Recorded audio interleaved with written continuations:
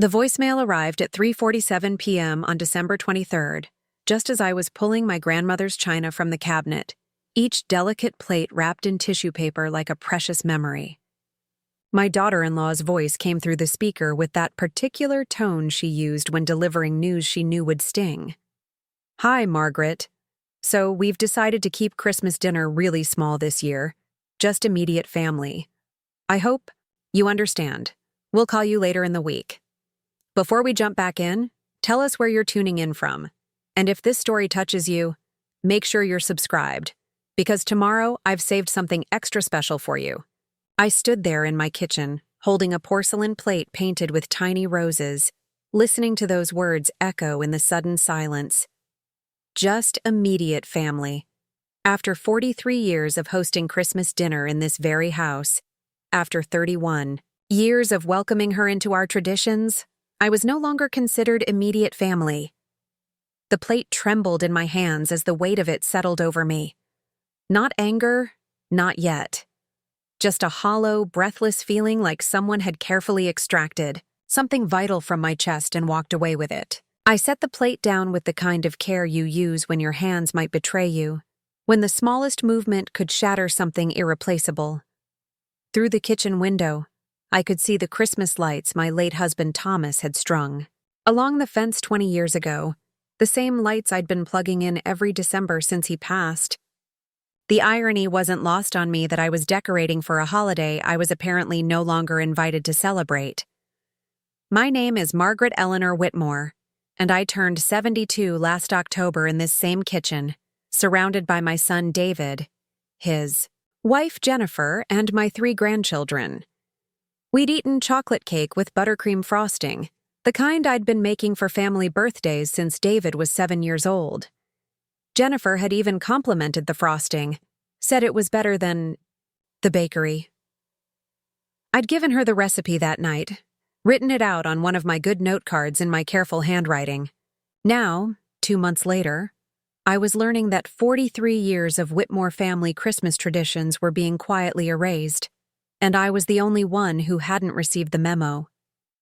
I walked slowly to the living room where the Christmas tree stood, in its usual corner by the bay window.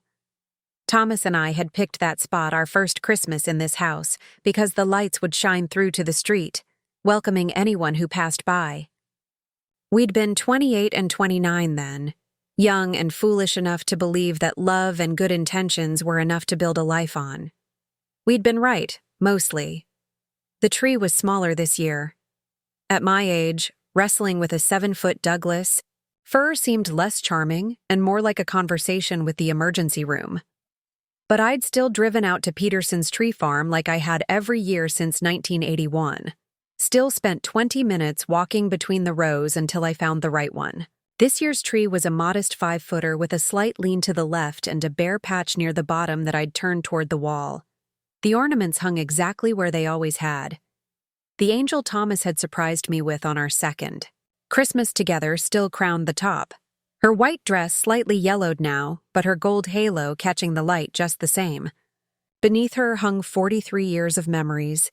David's handprint in clay from kindergarten, his school photo ornaments showing the gap-toothed progression from 5 to 18, the ceramic snowman Jennifer had given me the first Christmas after she and David got engaged. I remembered that Christmas clearly because it was the first time I'd felt like our family was growing instead of staying the same. Jennifer had been nervous, fidgeting with her earrings during dinner, asking if she could help with dessert 3 times, even though everything was already prepared. After we'd opened presents, she'd pulled me aside in the kitchen and said she hoped I didn't mind that she'd gotten me something personal. The snowman ornament was painted with Margaret and Jennifer, Christmas 1999 in careful script around the bow base. "I wanted you to know how grateful I am," she'd said, her eyes bright with tears she was trying not to shed. "For raising such a wonderful man, and for making me feel like I belonged here from day one."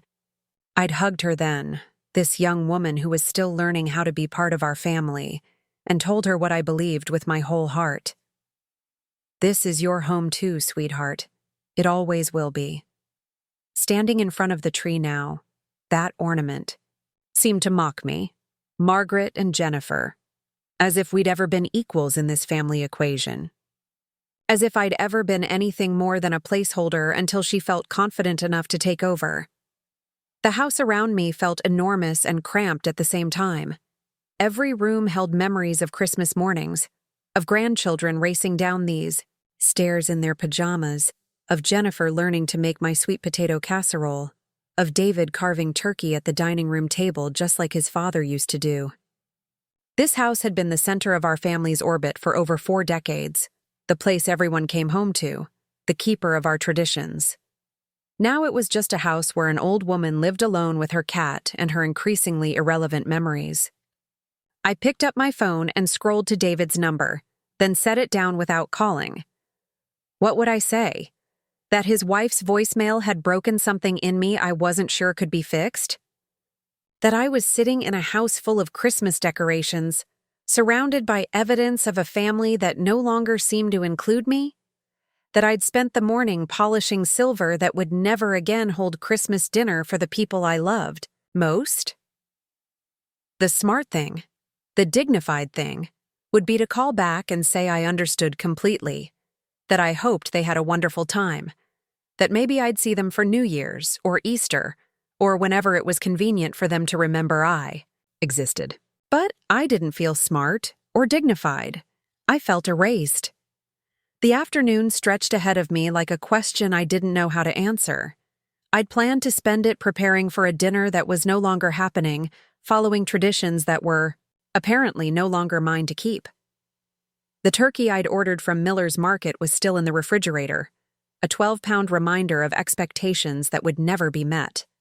The cranberry sauce was already made, sitting in my good crystal bowl.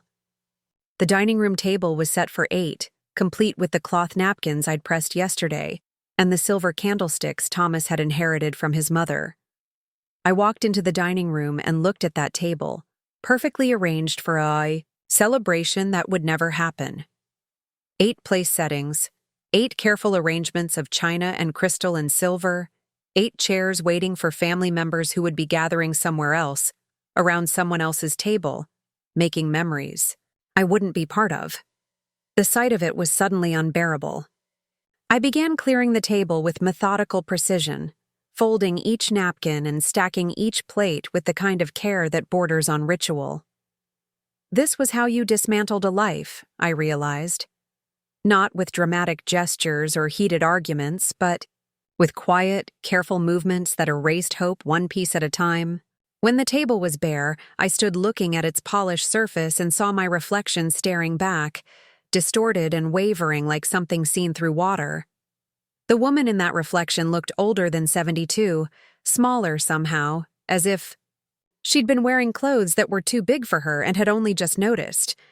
I thought about calling my sister Ruth in Phoenix, or my college friend Barbara who'd moved to Florida after her husband died. Preparing and narrating this story took us a lot of time, so if you are enjoying it, subscribe to our channel. It means a lot to us. Now back to the story. But what would I tell them? That my family had decided I was no longer necessary for their happiness? That I'd become the kind of relative you tolerate rather than celebrate? The shame of it felt worse than the loneliness.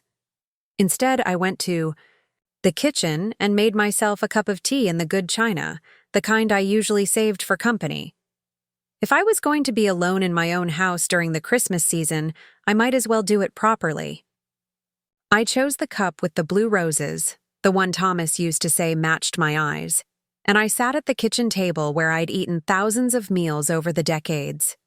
The silence was different now than it had been that morning. Before the voicemail, it had been the comfortable quiet of anticipation, of a house holding its breath before a celebration. Now it felt like the silence of abandonment, of spaces too large for the people left to fill them. I thought about the Christmases of my childhood, when my mother would spend days preparing for family gatherings that sometimes included 20 people or more. My aunts and uncles, my grandparents, cousins whose names I struggled to remember, neighbors who'd become honorary family over the years. The house would burst with noise and laughter and the kind of chaos that comes from too many people trying to help in one kitchen. My mother had died when I was 45, too young to understand that someday I might be sitting in my own kitchen, wondering when I'd stopped being essential to the people I'd given my life to raise and love. The phone rang while I was finishing my tea. And for a moment, my heart lifted with the possibility that David had called to fix this, to tell me there'd been some misunderstanding. But the caller ID showed my neighbor Helen's number, and when I answered, her cheerful voice filled the kitchen. "Margaret, I was just wondering if you needed any last-minute help with tomorrow's dinner. I know how much work you put into those Christmas feasts of yours." Helen had been my neighbor for 15 years, ever since she and her husband moved into the colonial next door. She was one of those perpetually optimistic women who baked cookies for the mailman and remembered everyone's birthday. Under normal circumstances, her kindness was a gift.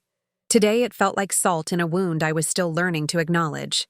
"Actually, Helen, there's been a change of plans," I heard myself say, my voice steady in a way that surprised me. "The family decided to host dinner elsewhere this year." "Oh." The pause that followed was heavy with unasked questions. "Well, that's nice for you, I suppose.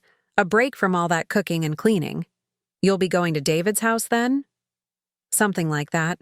I hung up before she could ask more questions, before I had to explain that I wasn't going anywhere, that Christmas this year would be a day like any other day, except quieter and filled with the echo of traditions that no longer belong to. The rest of the afternoon passed in a haze of small, purposeless tasks. I watered the poinsettias on the windowsill, checked the thermostat twice, reorganized the spice cabinet for no reason except to keep my hands busy.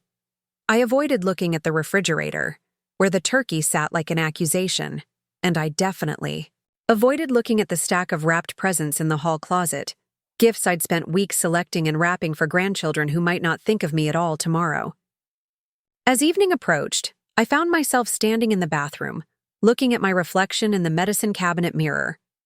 When had my hair gotten so thin? When had these lines around my eyes deepened from laugh lines into something that looked more like grief? I'd always prided myself on aging gracefully, on being the kind of woman who embraced each decade with dignity and humor. But the woman in the mirror looked tired in a way that sleep couldn't fix. I thought about Thomas then.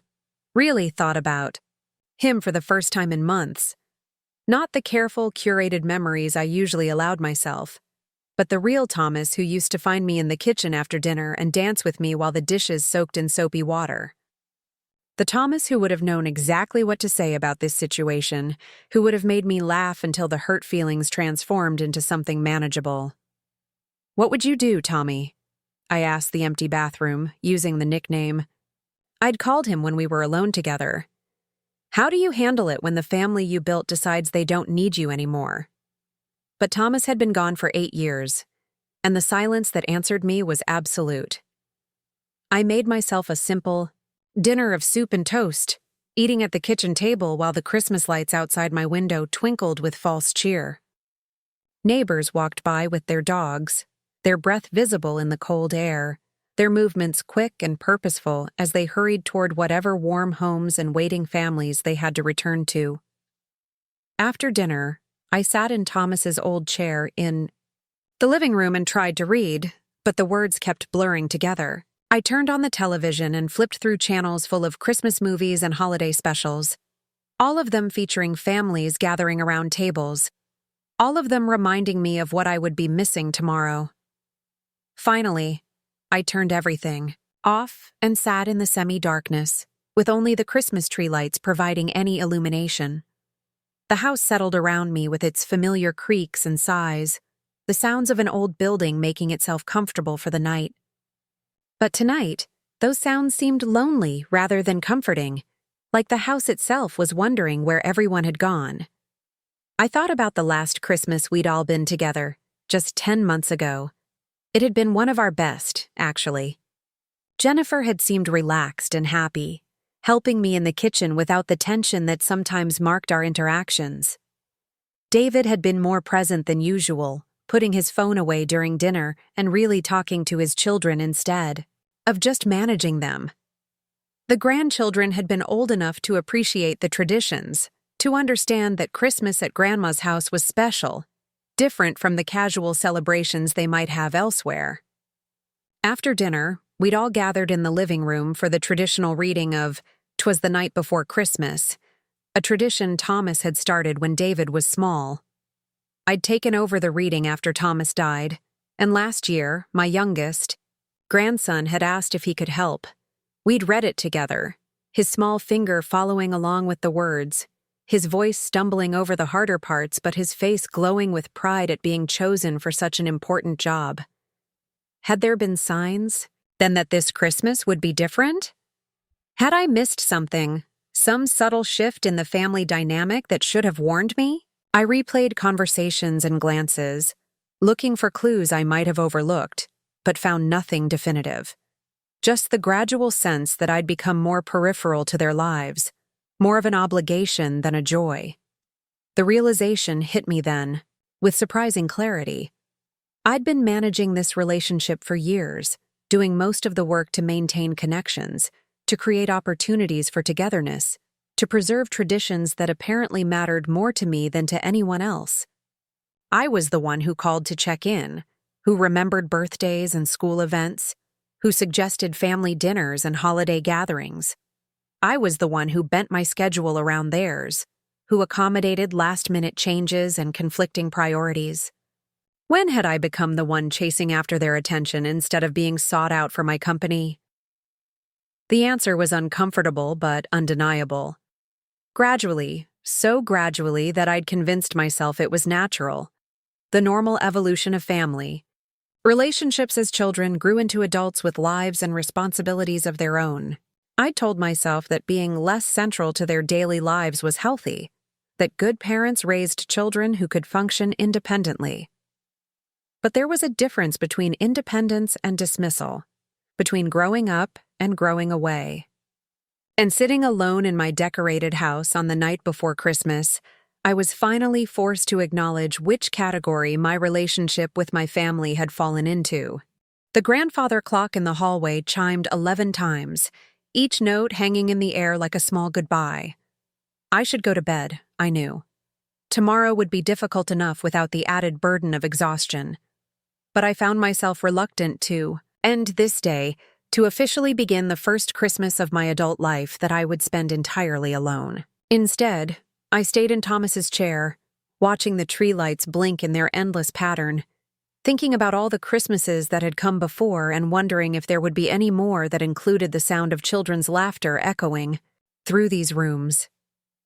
The thought that this might be my new normal, holidays spent in solitude, traditions practiced for an audience of one, settled over me like snow, silent and cold and transformative. Everything looked the same, but underneath, the landscape had changed completely.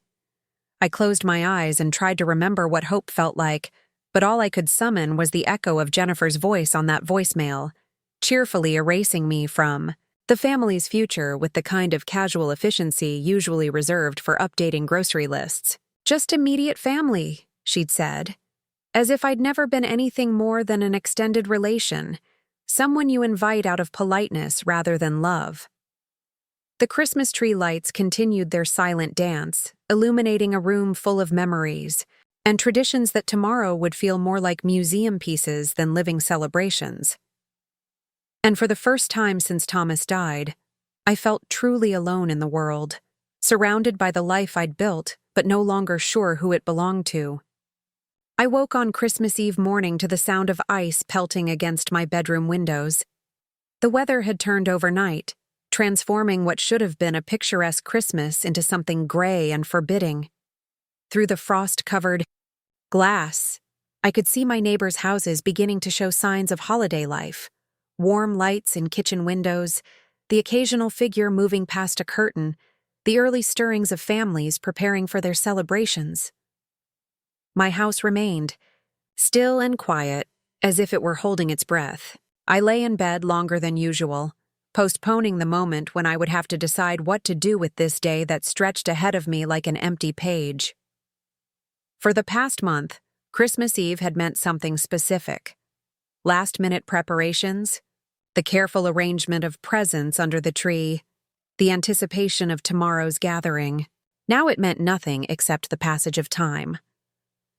But lying there in the growing daylight, I found my mind drifting back to other Christmas Eves, to the years when this day hummed with purpose and joy. I let myself really remember, for the first time in months. There was the Christmas Eve when David was 8 and had convinced himself that if he stayed awake all night, he could catch Santa Claus in the act. Thomas and I had taken turns checking on him, finding him with his eyes squeezed shut, pretending to sleep but clearly wide awake with excitement. Finally, around midnight, Thomas had crept into his room with a half-eaten cookie and a glass with just a swallow of milk left in it, leaving them on the nightstand where David would find them in the morning. The next day, David had been absolutely convinced he'd heard reindeer on the roof, and his certainty had been so complete, so joyful, that even I had almost believed it myself. There was the Christmas Eve when David was 16 and thought he was too cool for family traditions, until a snowstorm knocked out the power and we'd spent the evening playing board games by candlelight. By the end of the night, he was laughing so hard at Thomas's terrible Monopoly strategy that he nearly fell off his chair. That was the Christmas he'd asked me if we could play games like that more often, even when the power was working. There was the Christmas Eve 10 years ago, when Jennifer had just learned she was pregnant with their third child, but hadn't told anyone yet. I'd noticed her turning down wine and pushing her food around her plate, and when I'd caught her eye across the dinner table, she'd given me a small, secret smile that I'd understood immediately. Later, washing dishes in the kitchen, she'd whispered the news to me before even David knew, asking if I thought he'd be happy about another baby. I'd hugged her with wet, soapy hands and told her that babies were always a blessing, especially in families that knew how to love them properly. Those memories felt both precious and painful now, like photographs of a country I could never visit again. They belonged to a version of my family that had existed once, but had somehow transformed into something I no longer recognized. The people in those memories, David who'd sought my approval, Jennifer who'd trusted me with her secrets, felt like characters from a story rather than real people I could call on the phone. I forced myself out of bed and into the kitchen, where the sight of the turkey still sitting in the refrigerator was like a small slap. 12 pounds of organic, free-range accusation, ordered 3 weeks ago when I still believed I would be hosting Christmas dinner. I stared at it for a long moment, trying to decide what to do with it. Throwing it away seemed wasteful, but keeping it felt masochistic. In the end, I left it where it was and made myself coffee in one of my everyday mugs, not the good china. Today didn't feel like a good china kind of day. The phone rang while I was standing at the kitchen sink, watching the ice accumulate on the bare branches of the oak tree in my backyard. For a moment, my heart did that familiar leap of hope.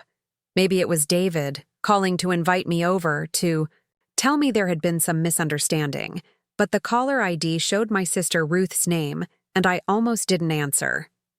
Ruth had a way of asking questions I wasn't prepared to answer, and today I felt particularly fragile. "Merry Christmas Eve, Maggie." Ruth's voice was warm and familiar, using the nickname she'd called me since we were children. "I know you're probably up to your elbows in preparation, but I wanted to call before things got too crazy over there." I closed my eyes, grateful she couldn't see my face.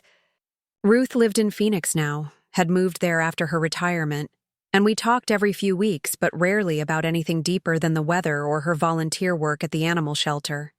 She had her own life, her own routines, and I'd never wanted to burden her with my problems. "Hi, Ruth. Merry Christmas Eve to you, too. So tell me, how many are you feeding tomorrow? I know David's crew keeps growing, and didn't Jennifer's parents move closer last year?" The question hung in the air like a challenge.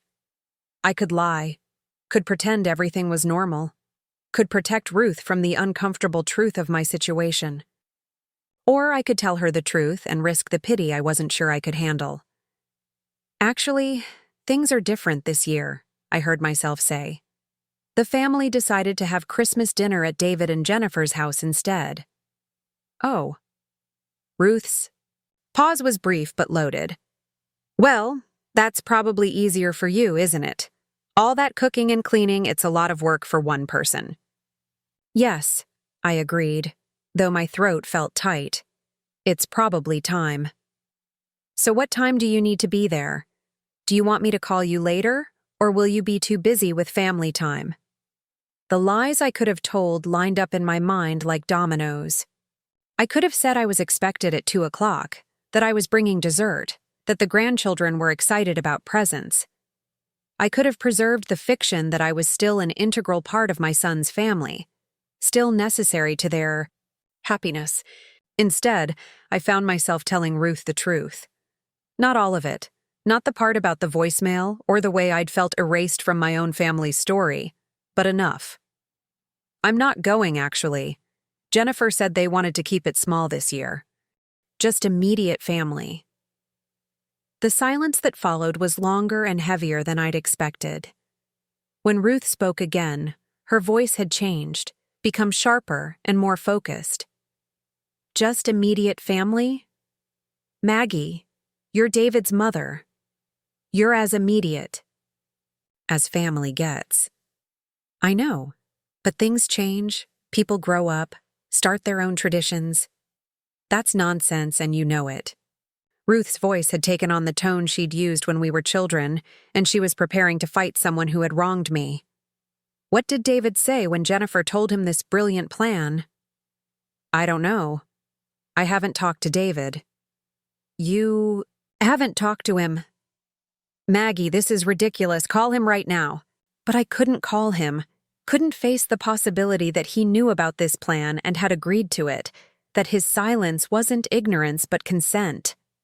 The thought of hearing him try to explain why excluding his mother from Christmas dinner was reasonable, necessary, even kind, was more than I could bear. Ruth, I'm tired. I don't want to fight about this. You don't want to fight about being excluded from your own family's Christmas? What's wrong with this picture? Everything. I thought, but didn't say. Everything was wrong with this picture. After Ruth hung up, promising to call back later and making vague threats about calling David herself, I sat in my kitchen feeling more isolated than before. Ruth's outrage, while comforting in its way, only highlighted how abnormal my situation really was. Other people's families didn't exclude elderly mothers from holiday celebrations. Other people's daughters-in-law didn't leave voicemails casually erasing decades of tradition. I thought about the early years with Jennifer, when she'd been so eager to please, so grateful to be welcomed into our family. She'd been 26 when she and David got engaged, a serious young woman with dark hair and an MBA who worked long hours at a consulting firm downtown. She'd grown up in a military family that moved frequently, never staying anywhere long enough to develop deep roots or lasting traditions. When David brought her home for the first time, she'd been almost shy in her appreciation of our family dinners, our photo albums, our easy familiarity with each other. I've never had this, she'd told me once, early in their relationship, as we'd stood together in my kitchen after Sunday dinner. A family that actually likes spending time together, that has inside jokes and traditions that go back years. David's so lucky. I'd been touched by her honesty, by the wistfulness in her voice. I'd wanted to tell her that she would have it. Too now, that being part of our family meant inheriting all of our history and all of our future celebrations. And for years, it had seemed like she understood that, like she valued being a Whitmore as much as we valued having her. When had that changed? When had she stopped seeing our traditions as gifts and started seeing them as obligations? When had she stopped feeling grateful for inclusion and started feeling burdened by expectation? The shift had been so gradual that I'd missed it entirely. Looking back now, I could see small signs that I'd dismissed at the time. The way she'd started suggesting restaurants instead of family dinners at my house. The way she'd begun making her own plans for holidays and then inviting us to join them, rather than assuming we'd all gather at the family home as we always had. The way she'd stopped asking for my recipes and started talking about catering services and meal delivery kits. But I'd attributed all of that to her busy schedule, her demanding career, the natural evolution of a young family creating their own routines. I'd been proud of her success, understanding of her time constraints, willing to adapt our traditions to accommodate her needs. I'd thought I was being a good mother-in-law, supportive and flexible. I'd never considered that she might be systematically replacing me. The phone rang again, interrupting my increasingly dark thoughts. This time it was Helen from next door, her voice bright with artificial cheer. "Margaret, I hope you don't mind me calling, but I was just putting together a plate of cookies for you, and I realized I didn't know what time you needed to leave tomorrow. I wanted to make sure I caught you before you headed out to David's." Another lie to tell or truth to reveal. I was getting tired of making these decisions, tired of protecting other people from the uncomfortable reality of my situation. "Actually, Helen, I'm not going anywhere tomorrow. Change of plans." "Oh, are they coming to you after all? I thought maybe—" "No, they're not coming here either. They're having dinner at their house, and it's just for immediate family this year." The raw pause that followed was excruciating. I could practically hear Helen's brain working, trying to process this information, trying to understand how a mother could be excluded from her son's family's Christmas celebration. "I'm sorry, I don't understand. Did something happen? Are you not feeling well?" "I'm fine, Helen. They just decided to do things differently this year." "But Margaret, you're his mother. How are you not immediate family?" It was the same question Ruth had asked, and I didn't have a better answer for Helen than I'd had for my sister. The truth was, I didn't understand it either. I didn't understand how 43 years of Christmas traditions could be casually discarded, how decades of love and sacrifice could be reduced to an inconvenience to be managed. After Helen hung up, promising to bring cookies anyway and making concerned noises about families these days, I found myself standing in the middle of my living room, looking at the Christmas tree and feeling like a stranger in my own house. The ornaments that had seemed like treasured memories yesterday now felt like evidence of my own delusions, proof that I'd been clinging to a version of my family that existed only in my imagination. I thought about taking the tree down, boxing up the ornaments, erasing the evidence of my misplaced expectations. But that felt too much like surrender, too much like admitting that Jennifer had been right to exclude me, that I really wasn't immediate family anymore. Instead, I decided to call David myself. Not to argue or demand inclusion, not to make him choose between his wife and his mother, but to hear his voice, to confirm that he was real and that our relationship, whatever its current state, was still worth preserving. His phone went straight to voicemail, his familiar voice cheerful and professional. "You've reached David Whitmore. I'm either on another call or away from my phone, but if you leave a message, I'll get back to you as soon as possible." I hung up without leaving a message. What would I say?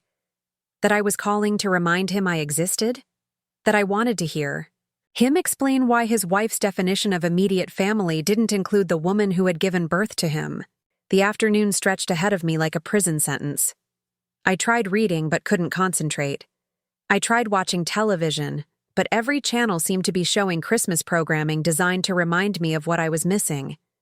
I tried working on the jigsaw puzzle I'd started last week, but my hands were shaking too much to fit the small pieces together properly. Finally, I decided to go for a walk. The ice had stopped falling, and the air was crisp and clean in the way that only December air can be. I bundled myself into my warmest coat and boots and stepped outside into the crystalline world that winter had created overnight. The neighborhood was quiet, most families probably inside preparing for tomorrow's celebrations. But as I walked, I could see evidence of the holiday everywhere: wreaths on doors, lights twinkling in windows, the warm glow of inhabited houses where people were gathered together, sharing meals and laughter and the comfortable intimacy of belonging somewhere. I found myself walking past David and Jennifer's house, though I hadn't consciously planned to go that direction. Their driveway was full of cars I didn't recognize, and through their front window, I could see people moving around, the suggestion of activity and preparation. Jennifer's parents' car was there, and her sister's SUV with the California plates. I could see figures in the kitchen, multiple people working together to prepare what was probably tomorrow's feast. They were having their own Christmas Eve gathering. I realized. The immediate family was already celebrating, already creating the memories that I would never be part of. Standing on the sidewalk in the growing darkness, looking at the house where my son lived with his family, I felt more invisible than I ever had in my life. A light came on in what I knew was the living room, and for a moment I could see David clearly through the window. He was laughing at something someone had said, his head thrown back in genuine amusement. He looked happy, relaxed, completely content with his life as it was currently arranged. There was no sign that he was missing anyone, no indication that Christmas Eve felt incomplete without his mother's presence. I turned away and walked home quickly, my cheeks burning with cold and something that felt too much like shame. By the time I reached my own house, the Christmas lights Thomas had hung were twinkling in the darkness, and my house looked warm and inviting from the outside. But I knew the truth. It was just an elaborate stage set, designed to look like a home where people lived and loved and celebrated together. Inside, the silence was overwhelming. I made myself a simple dinner and ate it in the kitchen, trying not to think about the preparations happening a mile away, the family gathering that was proceeding perfectly well without me. After dinner, I sat in Thomas's chair and tried to remember other Christmas Eves, better Christmas Eves, when this house had been full of the people I loved most. I remembered the Christmas Eve when David was 12 and had been so excited about giving me the present he'd made in art class that he'd convinced Thomas to let him give it to me early. It had been a ceramic bowl, lopsided and painted in bright colors that didn't quite match, with "World's Best Mom" painted around the rim in his careful 6th grade handwriting.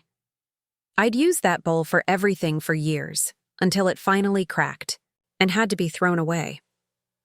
I'd cried when I'd wrapped it in newspaper and put it in the garbage, as if I were throwing away a piece of David's childhood.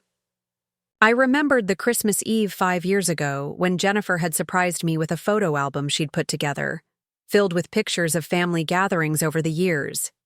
She'd spent months collecting photos from everyone, organizing them, chronologically, adding little captions in her neat handwriting.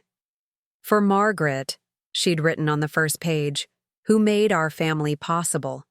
I'd been so moved by the gesture, so touched by the time and thought she'd put into it, that I'd hugged her with tears in my eyes and told her it was the most meaningful gift anyone had ever given me. That photo album was upstairs in my bedroom, in the drawer of my nightstand where I kept my most precious things. I hadn't looked at it in months, afraid of what I might see there, afraid of how different those smiling faces might look to me now. But tonight, sitting alone in my decorated house on Christmas Eve, I found myself climbing the stairs to retrieve it. I brought it down to the living room and opened it by the light of the Christmas tree, preparing myself for whatever pain the memories might bring. The first photo was from David and Jennifer's wedding day, a picture of the 3 of us together after the ceremony. David looked impossibly young in his tuxedo, his face glowing with happiness. Jennifer was radiant in her white dress, her hand clasped in mine as we stood together outside the church, and I looked proud and grateful, my arm around my new daughter-in-law, my smile genuine and full of hope for the future we would all share together. I turned the page and found photos from subsequent Christmases, evidence of the family we'd built together over the years. There was David carving turkey in my dining room, his face serious with concentration. There was Jennifer helping me in the kitchen, both of us wearing aprons and laughing at some shared joke. There were the grandchildren as babies, as toddlers, as school-age children, always surrounded by the adults who loved them, always at the center of celebrations that brought us all together.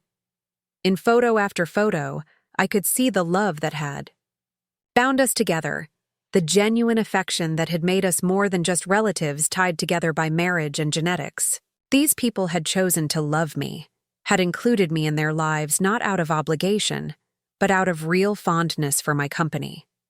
What had happened to those people? Were they still there? Somewhere underneath the busy schedules and competing priorities and gradual drift toward indifference? Or had they been replaced entirely by strangers who looked like my family but no longer felt any real connection to me? I closed the album and held it against my chest, trying to absorb whatever comfort it might offer. Outside, the wind had picked up, rattling the windows and sending ice crystals skittering across the glass. The house felt smaller and larger at the same time, intimate in its solitude, but cavernous in its emptiness. I thought about all the Christmas Eves I'd spent in this house, all the years when December 24th had meant anticipation and preparation, and the warm certainty that tomorrow would bring joy. Those memories felt like artifacts from someone else's life now, beautiful but untouchable, like museum pieces displayed behind glass. Tomorrow would be my first Christmas Day alone since Thomas died, and Thomas had been gone for 8 years. Even in those early years of widowhood, when grief had made every holiday feel hollow and strange, I'd still had David and Jennifer and the grandchildren to focus on.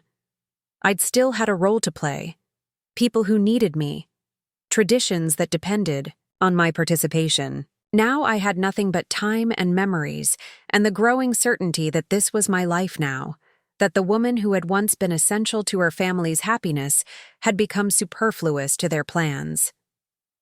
The grandfather clock in the hallway chimed. Midnight, marking the official beginning of Christmas Day. Somewhere across town, my family was probably asleep, resting up for their celebration, dreaming of the morning to come. And here I sat in my empty house, surrounded by decorations that suddenly felt like props in a play that had closed without anyone telling me. I turned off the Christmas tree lights and climbed the stairs to my bedroom, leaving the photo album on the coffee table like evidence of a crime. In my bedroom, I changed into my nightgown and brushed my teeth with mechanical precision, going through the motions of preparing for sleep, even though I doubted sleep would come easily. As I lay in bed, staring at the ceiling where shadows from the streetlight outside played across the plaster, I tried to imagine what tomorrow would bring. For the first time in over 40 years, Christmas Day would be unstructured, unplanned, empty of the rituals that had given it meaning. I could sleep late, eat whatever I wanted, watch television or read or sit in silence. I could do anything I wanted, go anywhere I chose. The freedom should have felt liberating. Instead, it felt like exile. But even as I lay there in the darkness, feeling sorry for myself and mourning the family gatherings that would never happen again, a small voice in the back of my mind was beginning to whisper something different. Maybe this wasn't just an ending, it suggested. Maybe it was also a beginning.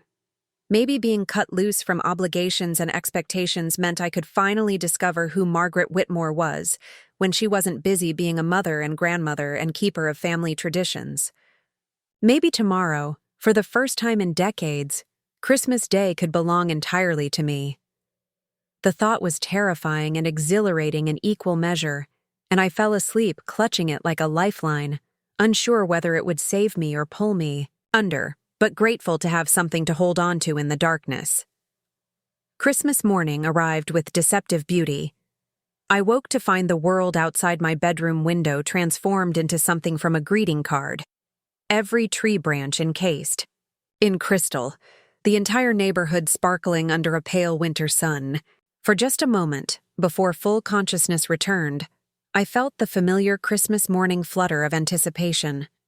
Then reality settled over me like a heavy blanket, and I remembered that today I had nowhere to be and no one expecting me. I stayed in bed longer than I had in years, not because I was tired, but because getting up meant beginning a day I hadn't planned for. A Christmas that belonged to no one but me.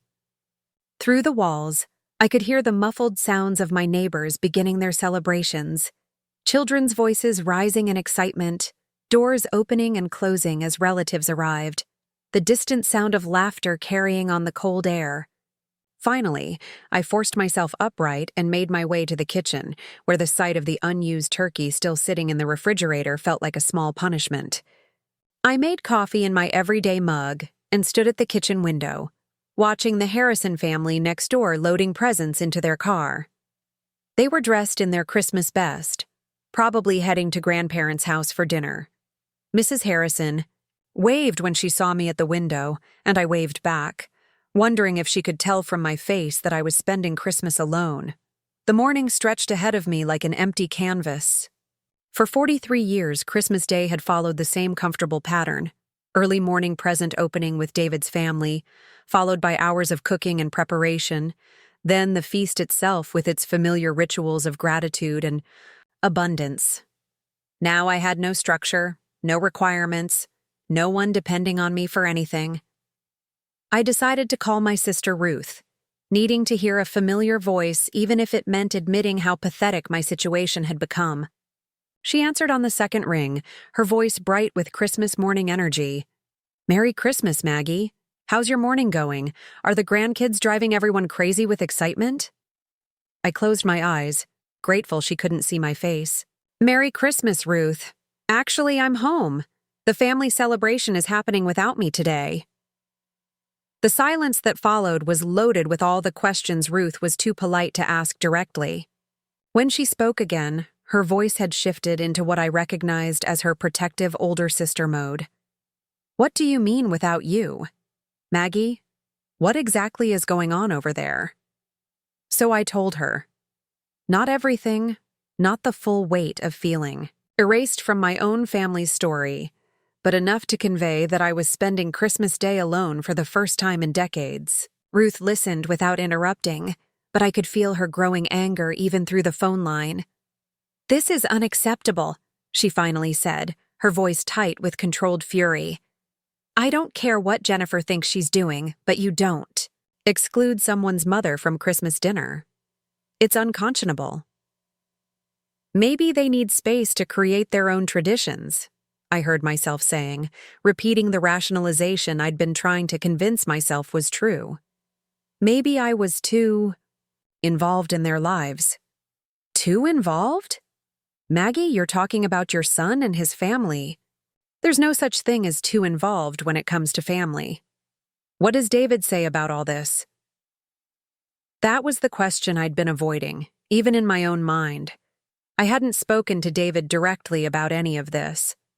I'd been operating on the assumption that Jennifer had spoken for both of them, that her voicemail represented a joint decision. But what if it didn't? What if David didn't even know I'd been uninvited to Christmas dinner? "I haven't talked to David about it," I admitted. "You haven't talked to him? Maggie, for God's sake, call your son. This might all be a misunderstanding." But even as Ruth was saying it, I knew it wasn't a misunderstanding. The pattern had been building for months, maybe years. I'd just been too invested in maintaining family harmony to acknowledge what was happening. It had started small, so small that I'd dismissed each incident as inconsequential. Last Easter, for instance, when I'd arrived at their house with my traditional lemon cake only to find they'd already bought dessert from a bakery. Jennifer had been gracious about it, of course, saying we'd have both, but I'd seen her exchange a look with David that I'd pretended not to notice. The bakery cake had been served. Mine had sat untouched on the counter. Then there was David's birthday in June. For 38 years, I'd been the one to plan David's birthday celebrations. Even after he'd married Jennifer, even after they'd had children of their own, I'd continued to organize family dinners, to make his favorite chocolate cake with cream cheese frosting, to coordinate gifts and invitations. But this year, when I'd called 2 weeks before his birthday to discuss plans, Jennifer had informed me they'd already made reservations at a restaurant downtown. "Oh," I'd said, trying to keep the disappointment out of my voice.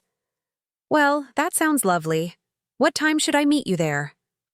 "Actually, we're keeping it small this year, just the 5 of us. You understand?" I'd understood, all right. I'd understood that I was being systematically excluded from the occasions that had once been mine to orchestrate.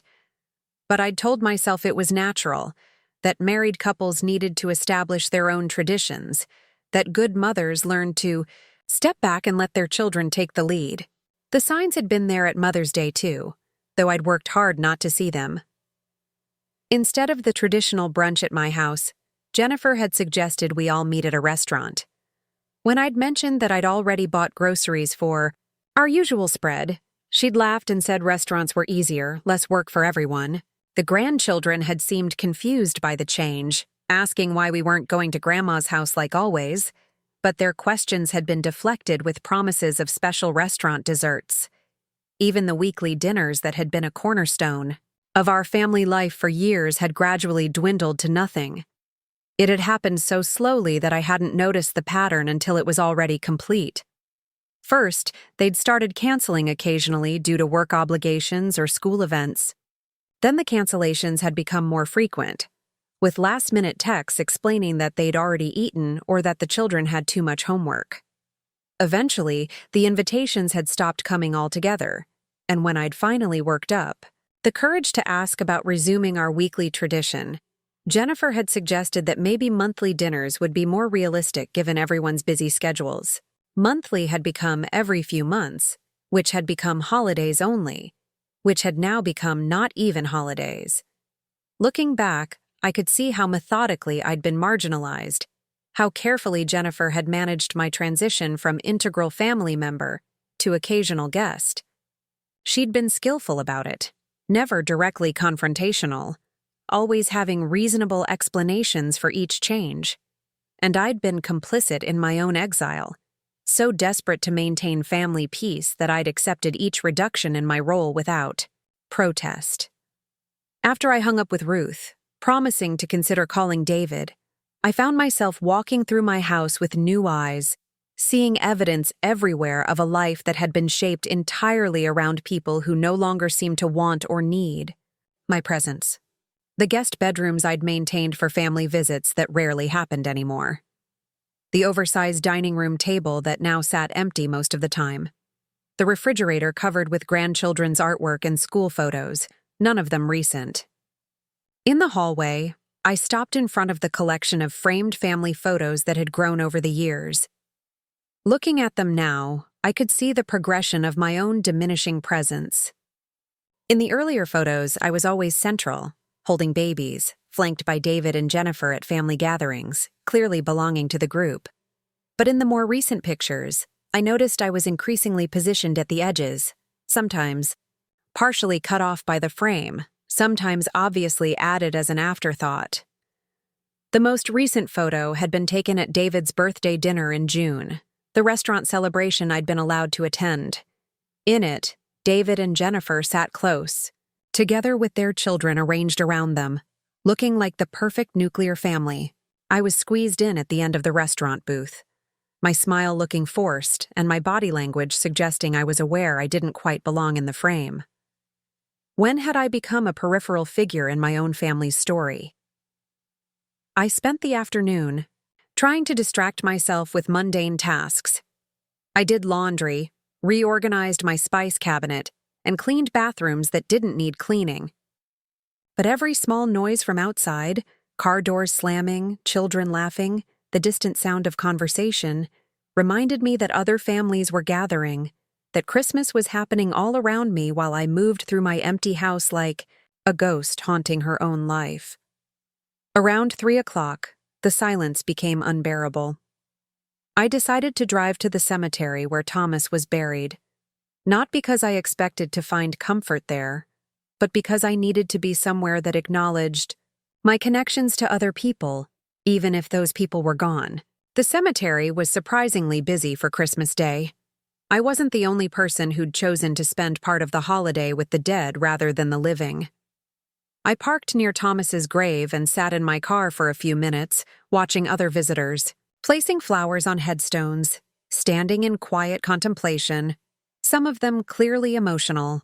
Thomas's grave was marked by a simple granite headstone with his name, dates, and the inscription, "Beloved husband and father," that David and I had chosen together 8 years ago. I'd brought a small wreath, though I felt slightly foolish about Osat. Thomas wouldn't have cared about Christmas decorations on his grave, but I needed the ritual, the gesture of remembrance. Standing there in the cold December air, I found myself talking to him for the first time in months. "I don't know what I did wrong, Tommy," I said quietly, my breath visible in small puffs. "I thought I was being a good mother, a good grandmother. I thought I was doing what you would have wanted me to do, keeping the family together, maintaining the traditions we started." A couple walked past, arm in arm, heading toward a grave several rows away, and I waited until they were out of earshot before continuing. "They don't want me anymore. I don't know when it happened, but somewhere along the way I became unnecessary. To them. Maybe I was always unnecessary and just didn't realize it. Maybe you were the one who held everything together, and without you, there's no reason for them to include me." The wind picked up, rattling the bare branches above me and sending last autumn's leaves skittering across the frozen ground. I pulled my coat tighter and tried to imagine what Thomas would say if he were here, what advice he'd offer about navigating family relationships he'd never had to manage alone.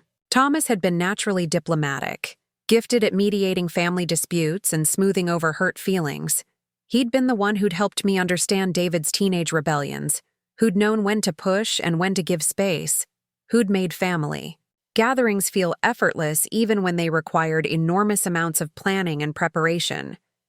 After he died, I'd tried to fill both roles, mother and father, host and mediator, the keeper of family harmony and the creator of family traditions. Maybe that had been my mistake. Maybe in trying to be everything to everyone, I'd become too much for anyone to handle comfortably. "I miss you," I told the headstone, stating the obvious but needing to say it anyway. "I miss having someone who understood why family matters, why traditions are worth preserving. I miss having someone who chose to love me, who wanted me around, not because they had to, but because they genuinely enjoyed my company." The admission hung in the cold air like a prayer or a confession. That was what hurt most about my current situation. Not just that I was alone, but that I'd apparently become someone whose company was no longer sought, whose presence was tolerated rather than welcomed. Driving home as the early winter darkness began to fall, I passed house after house glowing with warm light, windows revealing glimpses of family gatherings in progress, dining rooms full of people, children playing in living rooms, adults clustered in kitchens with wine glasses in their hands. The whole world seemed to be celebrating together while I drove through it like a visitor from another planet, observing but not participating. Back home, I made myself a simple dinner and ate it at the kitchen table while watching the news.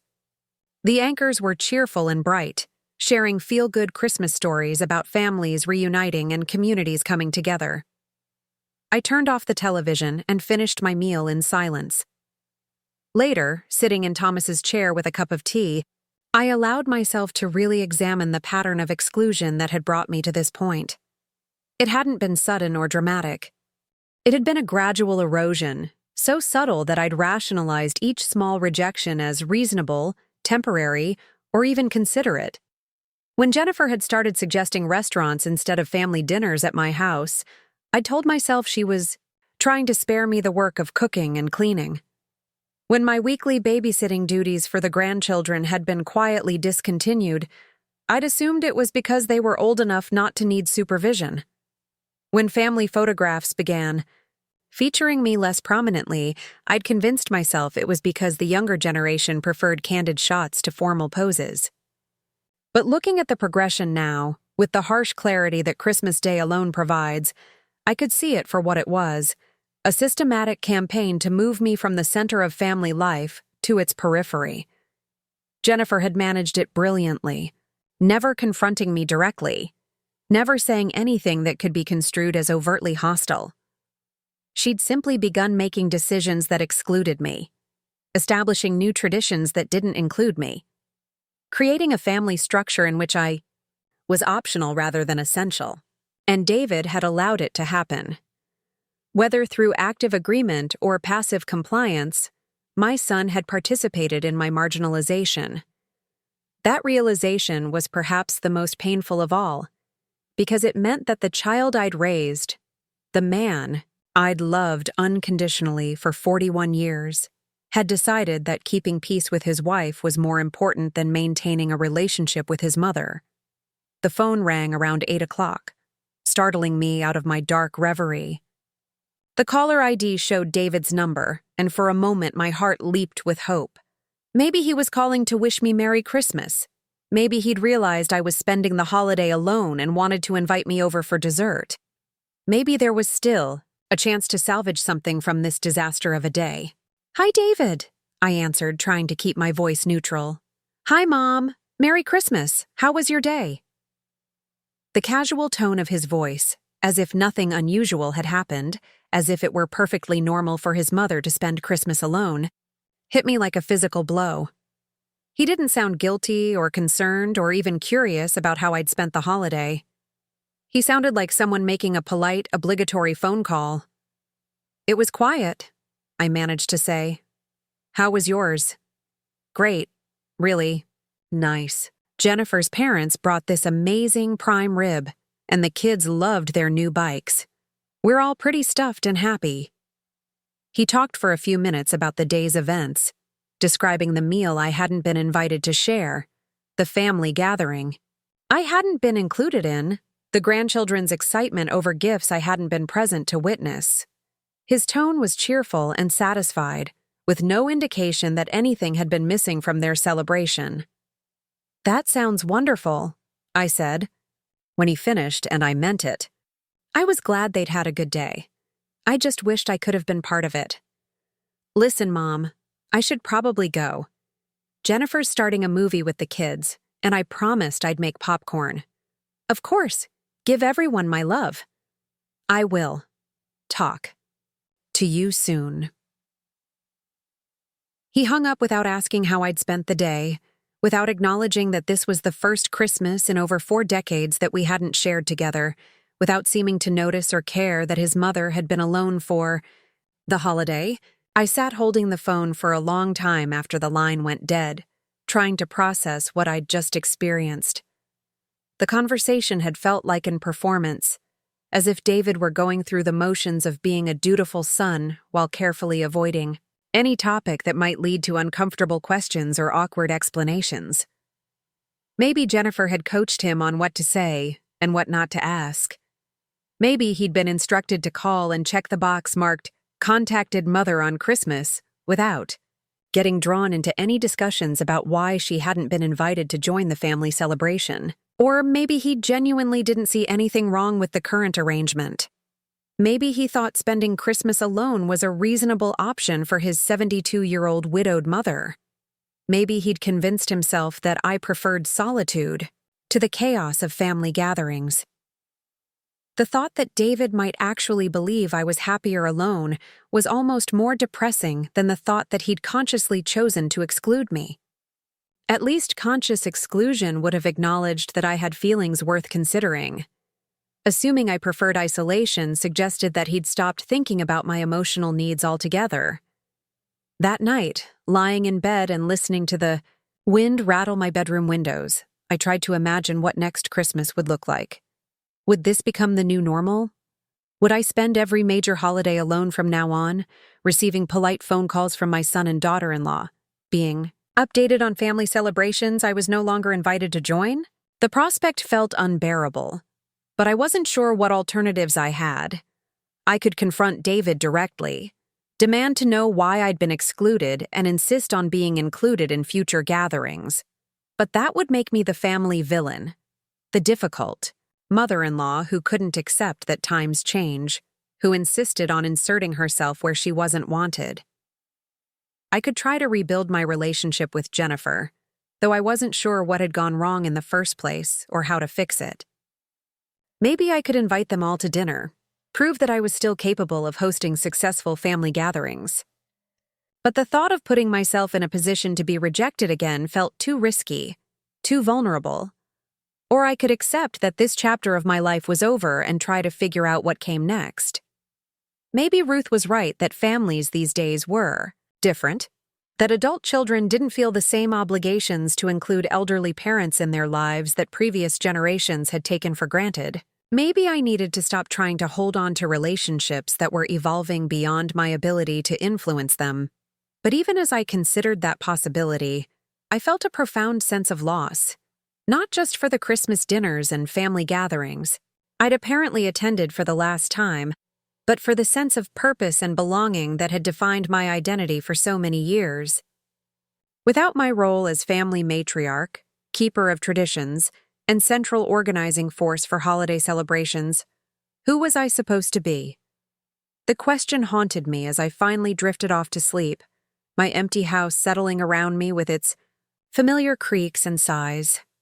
Tomorrow would be the day after Christmas, the beginning of a new year that I would apparently be navigating without the family connections that had once given my life structure and meaning. For the first time in my adult life, I was truly on my own, and I had no idea what that was supposed to look like or how I was supposed to feel about it. The only thing I knew for certain was that something fundamental had shifted, and there was no going back to the way things used to be. The week between Christmas and New Year's passed in a strange suspension of time. The world seemed muted, caught between the exhaustion of holiday celebration and the anticipation of fresh beginnings. I moved through my days mechanically, accomplishing small tasks without much purpose, watching the neighborhood slowly return to its normal rhythms as decorations came down and life resumed its ordinary patterns. I kept expecting someone to call. Not David necessarily, though part of me hoped he might realize how unusual it was that his mother had spent Christmas alone. Maybe Jennifer with some explanation or apology. Maybe one of the grandchildren, wondering why Grandma hadn't been at Christmas dinner. But my phone remained stubbornly quiet, and with each passing day, it became clearer that my absence from their celebration had caused no noticeable disruption in their lives. On the morning of December 30th, I finally forced myself to deal with the turkey that had been sitting in my refrigerator like an accusation for a week. I'd been avoiding it, unable to decide whether throwing it away was wasteful or keeping it was masochistic. But practical concerns finally won out over emotional paralysis, and I spent the morning roasting it, filling my house with the rich, familiar smell of Christmas dinner arriving 7 days too late. As the turkey cooked, I found myself thinking about my lawyer, Harold Brennan, whom I hadn't spoken to in over 2 years. Harold had handled Thomas's estate after he died, and he'd helped me organize my own affairs in the careful, methodical way that good lawyers approach such things. My will was simple and straightforward, everything to David, with provisions for the grandchildren's education. It had seemed obvious at the time, the natural order of things. But sitting in my kitchen, surrounded by the aroma of a holiday feast no one would share, I began to wonder if my assumptions about natural order needed reconsideration. The idea that surfaced was so shocking that I almost dismissed it immediately. But it persisted, growing stronger as I basted the turkey and watched the winter light fade outside my windows. If my family no longer valued my presence in their lives, if I had truly become as peripheral as this Christmas had suggested, then perhaps my death would be equally unremarkable to them. Perhaps they were simply waiting for me to fade away quietly, leaving behind my house and my savings and my accumulated possessions for them to distribute among themselves. The thought was bitter, but not entirely unfair. I had spent decades organizing my life around their needs and preferences, planning for a future in which my primary legacy would be financial rather than emotional. But what if there were other people in the world who might actually appreciate what I had to offer? What if my resources could go to someone who would value them, rather than to family members who seemed to view me as an obligation rather than a blessing? I called Harold's office that afternoon, surprising his secretary, who probably hadn't expected to hear from me so soon after the holidays. Harold was semi-retired now, only taking appointments 2 days a week, but he agreed to see me the following Tuesday. I didn't tell him what I wanted to discuss, just that I needed to review my estate planning documents. The weekend stretched ahead of me with its familiar emptiness, but for the first time since Christmas Eve, I felt something other than sadness or confusion. I felt a strange sense of possibility, as if I were standing at the edge of a cliff and considering whether jumping might actually be flying. I spent Saturday afternoon going through my jewelry box, really looking at each piece for the first time in years. There was my engagement ring from Thomas, a modest solitaire that had seemed impossibly elegant when he'd placed it on my finger 51 years ago. There was the string of pearls he'd given me for our 10th anniversary, and the gold bracelet that had been his last gift to me before he died. There were pieces from my mother and grandmother, jewelry that carried the weight of family history and the expectation that it would be passed down to future generations. I held each piece up to the light, remembering when I'd received it and imagining who might treasure it next. Would my granddaughter Emma appreciate my grandmother's cameo brooch when she was old enough to understand its significance? Would little Sarah cherish the pearl earrings that had been my mother's wedding gift to me? Or would these things end up in a jewelry box in Jennifer's bedroom, kept out of politeness but never worn, gradually forgotten until they became curiosities in an estate sale? The uncertainty was liberating in an unexpected way. If I couldn't predict how my family would treat my memory, then I was free to make choices based on my own values, rather than their expectations. Sunday morning brought an unusual visitor.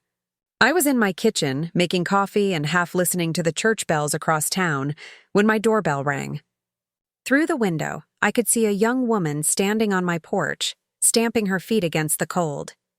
She looked familiar, but it took me a moment to place her. It was Angela Morrison, who lived 3 streets over with her 2 small children. I knew her from the grocery store and the occasional neighborhood gathering, one of those pleasant acquaintanceships that never quite develop into friendship, but provide a sense of community connection. She was probably 35, a single mother who worked as a nurse at the county hospital, and always seemed to be rushing between responsibilities. "Mrs. Whitmore," she said when I opened the door, her breath visible in small puffs. "I'm sorry to bother you, especially so early on a Sunday, but I wondered if I could ask you a favor."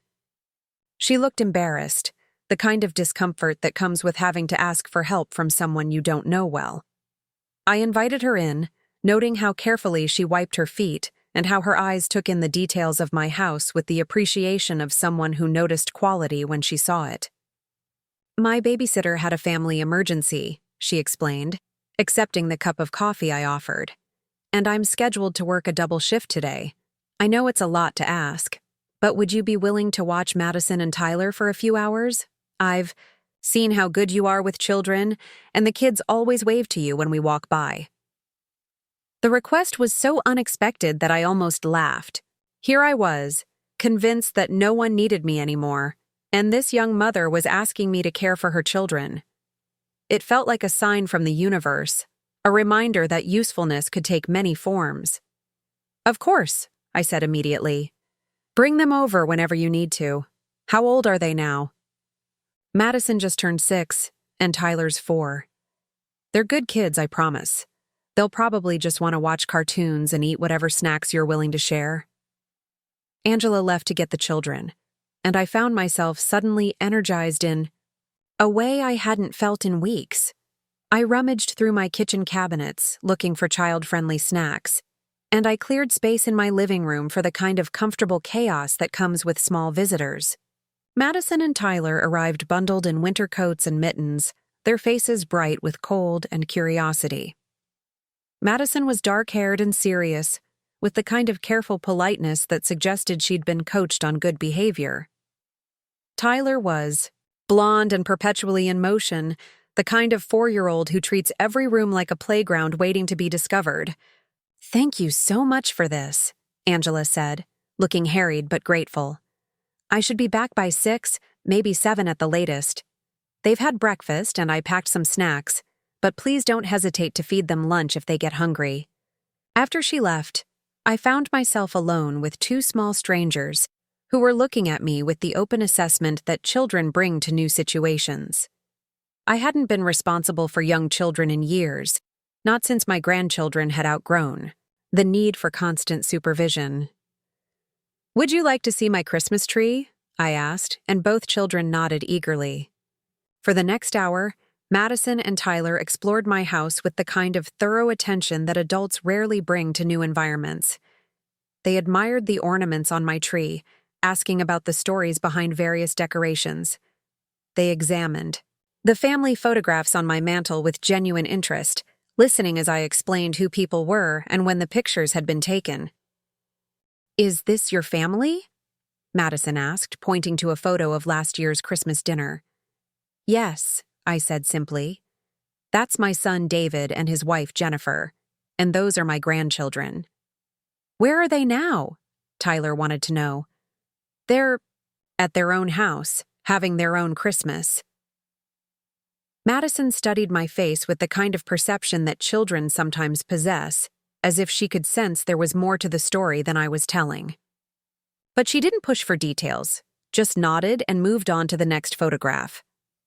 We spent the morning baking cookies, something I hadn't done with children in years.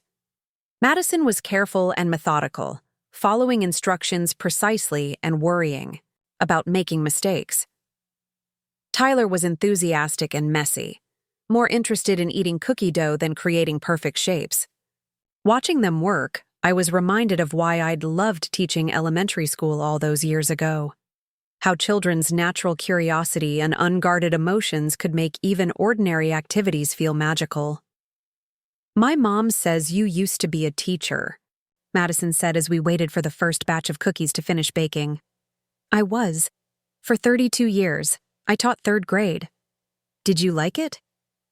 The question was so direct, so genuine, that I found myself really considering my answer rather than giving the polite response adults usually expect. "I loved it," I said honestly. "I loved watching children learn new things, seeing their faces light up when they finally understood something that had been puzzling them.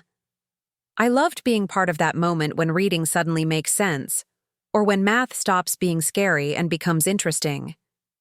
"Why did you stop?" "I got older, and I thought it was time to let younger teachers take over, but sometimes I miss it."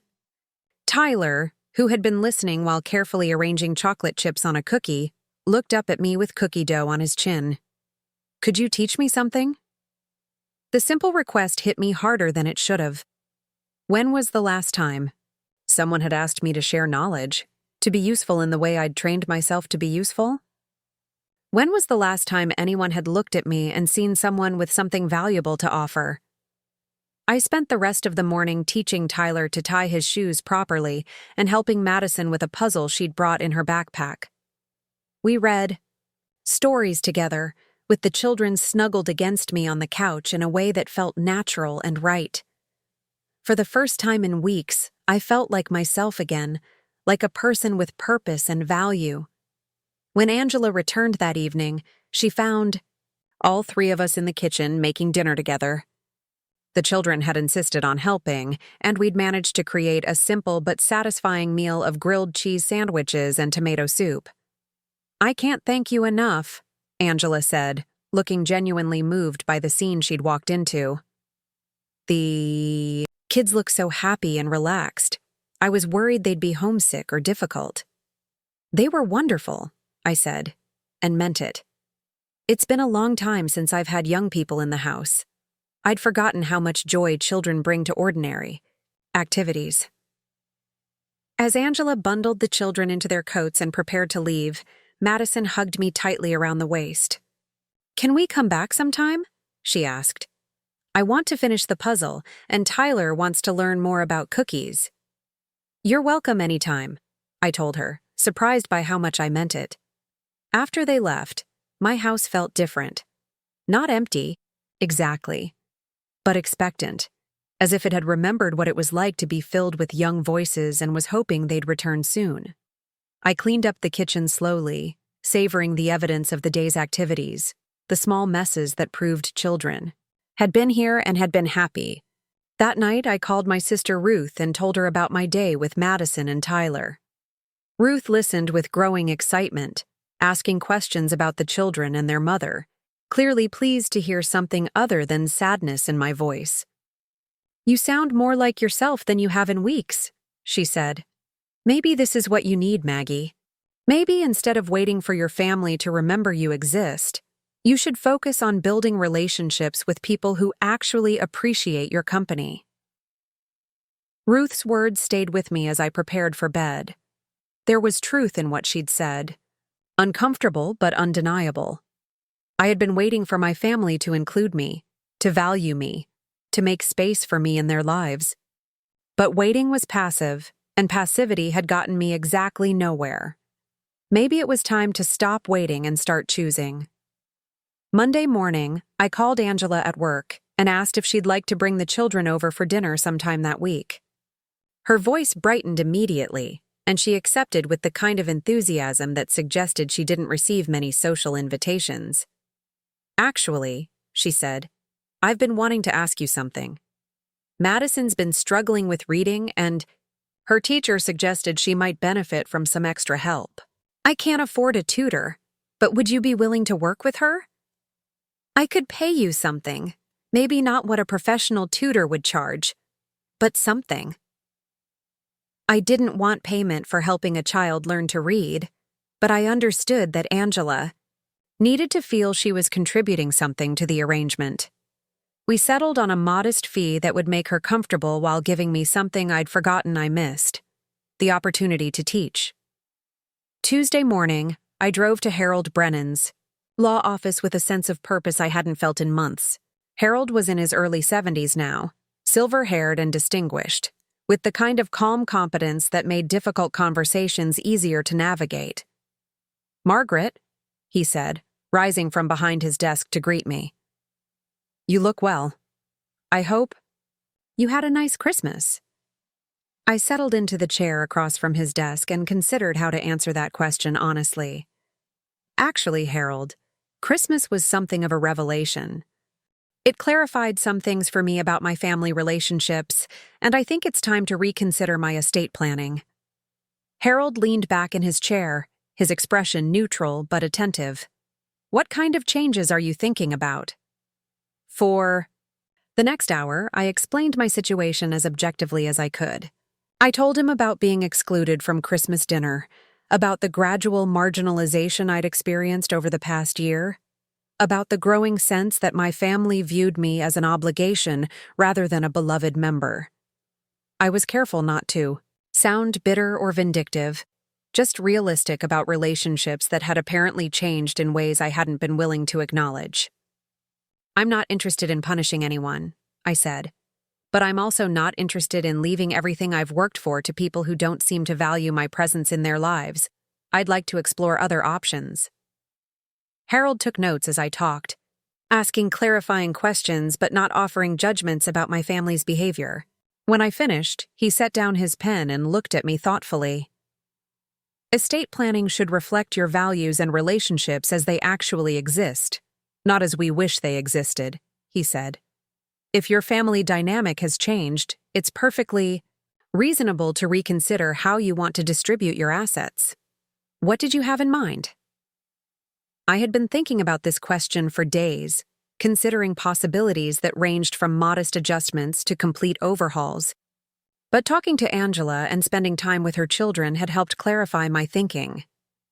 "I'd like to set up educational funds," I said. "Scholarships for single mothers who want to go back to school, maybe specifically for women who want to become teachers. I think I'd like to leave my house to someone who would actually live in it and appreciate it, rather than selling it immediately for the cash value." Harold nodded, making more notes. "Those are wonderful ideas. We can certainly structure something like that. What about your family? Did you want to leave them anything?" I had been dreading this question, but now that it was asked, I found I had a clear answer. "I'd like to leave something for my grandchildren's education, but in trust until they're older. And I think I'd like to give David and Jennifer a modest amount, enough to be meaningful but not enough to change their lives dramatically. I want them to know I didn't forget them, but I also don't want to reward behavior that hurt me." We spent another hour discussing specifics, and Harold promised to draft documents for my review within the week. As I left his office, I felt lighter than I had in months, as if I'd finally stopped carrying a burden I hadn't realized was so heavy. That afternoon, Madison came over for her first reading lesson. She was shy at first, embarrassed about the words she struggled with, but gradually she relaxed as she realized I wasn't going to judge her or lose patience with her mistakes. We worked on phonics and sight words, and I watched her confidence grow as she successfully read sentences that had seemed impossible 30 minutes earlier. "You're a good teacher," she said as we finished our session. "Better than the one at school." The compliment was innocent and honest, the kind of feedback children give without calculation or agenda. It reminded me of why I'd become a teacher in the first place, and why I'd loved it for so many years. I had skills and knowledge that could make a real difference in a child's life, and maybe it was time to remember that teaching was about more than just my professional career. That evening, I called the local literacy center and asked about volunteer opportunities. The woman who answered the phone was delighted to hear from me, explaining that they were always in need of volunteers with teaching experience, especially people who could work with adult learners who were trying to improve their reading skills. I scheduled an orientation for the following week, and as I hung up the phone, I realized that for the first time since Christmas Eve, I was looking forward to something. Not waiting for someone else to include me, not hoping for invitation or acceptance, but actively choosing to engage with the world in ways that aligned with my values and interests. The week before New Year's Eve brought unexpected snowfall, transforming the neighborhood into something soft and magical. I watched from my kitchen window as children built snowmen in their yards and adults shoveled driveways with good-natured grumbling. The world looked clean and fresh, full of possibility. On Friday, Angela brought both children over for dinner as we'd planned. I'd prepared a simple meal of spaghetti and meatballs, something I knew they'd enjoy, and I'd set the dining room table with my good china, because I'd decided that children deserved the same respect I'd once reserved for adult guests. Madison had made remarkable progress in her reading during our week of lessons, and she proudly read me a short story from her school book while Tyler colored at the kitchen table. Angela watched with tears in her eyes, clearly amazed by her daughter's improvement. "I don't know how to thank you," she said. "Madison's teacher says she's like a different child in class this week. More confident, more willing to try difficult words. Reading is just like any other skill," I explained. "Children need time and patience and encouragement. Most struggling readers aren't lacking intelligence. They just need someone to help them find the key that unlocks the code." As we ate dinner, I found myself really listening to these people in a way I hadn't listened to anyone in months. Angela told me about her work at the hospital, the challenges of being a single mother, her dreams of eventually going back to school to become a nurse practitioner. The children chattered about school and friends and their plans for New Year's Eve, which apparently involved staying up until 9 p.m. and having a pretend midnight celebration. "What are your plans for New Year's Eve?" Angela asked as we finished dessert. I realized I hadn't even thought about it. For years, New Year's Eve had meant either going to David and Jennifer's house or having them come to mine for a quiet family celebration. This year, I supposed I'd spend it alone, watching the ball drop on television like millions of other solitary people. "I haven't made any plans yet," I admitted. Madison looked up from her ice cream with sudden inspiration. "You could come to our house. We're going to make pizza and watch movies and play games." "Madison," Angela said gently, "Mrs. Whitmore probably has other things she'd rather do." But looking at Madison's eager face, at Tyler nodding enthusiastically, at Angela's genuine invitation, I realized there was nowhere else I'd rather be. These people wanted my company, valued my presence, seemed to genuinely enjoy spending time with me. "Actually," I said, "that sounds perfect." As they prepared to leave that evening, Madison hugged me again with the unself-conscious affection that children bring to relationships they trust. Tyler, emboldened by his sister's example, hugged me too, his small arms barely reaching around my waist. "I love coming here," Madison whispered. "Your house feels like home." After they left, I sat in my living room thinking about that comment. Your house feels like home. When was the last time anyone had said something like that to me? When was the last time my house had actually functioned as a home, a place where people gathered because they wanted to be there, because they felt comfortable and welcome and loved? Maybe that was what I'd been mourning since Christmas Eve. Not just the exclusion from my family's celebration, but the loss of my role as someone who created home for other people, who made space in the world for connection and belonging and shared joy. But maybe that role didn't have to be limited to biological family. Maybe home was something you created wherever you were willing to open your heart and your door to people who needed what you had to offer. The snow continued falling outside my windows, covering the world in pristine white, and for the first time in weeks, I felt genuinely hopeful about what the new year might bring. New Year's Eve at Angela's house turned out to be exactly what I needed. Her small apartment was warm and cluttered in the way homes with young children always are, full of toys and books and the comfortable chaos of people actually living their lives. Madison and Tyler had decorated the living room with handmade streamers and balloons, creating their own festive atmosphere that felt more genuine than any elaborate party I'd ever attended. We made personal pizzas together, each of us creating our own combinations of toppings, while Tyler provided a running commentary on why pineapple belonged on pizza, and Madison argued for the superiority of plain cheese. Angela opened a bottle of wine for us and gave the children sparkling apple cider and champagne flutes she'd bought at the dollar store, making them feel sophisticated and included in the celebration. At 9 o'clock, we had our pretend midnight countdown, complete with noisemakers and confetti. As the children shouted, "Happy New Year!" and threw streamers into the air, I felt something shift inside me, a sense of genuine celebration that I hadn't experienced in months. This was what joy looked like, I realized. Not the careful, orchestrated happiness of perfect family gatherings, but the spontaneous delight of people who chose to be together. When Angela put the children to bed, I helped clean up the kitchen, and we sat together on her couch with the last of the wine, talking quietly while the real midnight approached.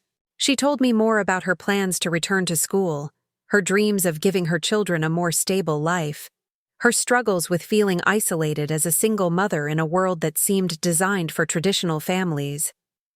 "I know we haven't known each other long," she said as the evening wound down, "but having you in our lives has made such a difference. Madison's reading has improved dramatically, and both kids light up when they talk about visiting your house.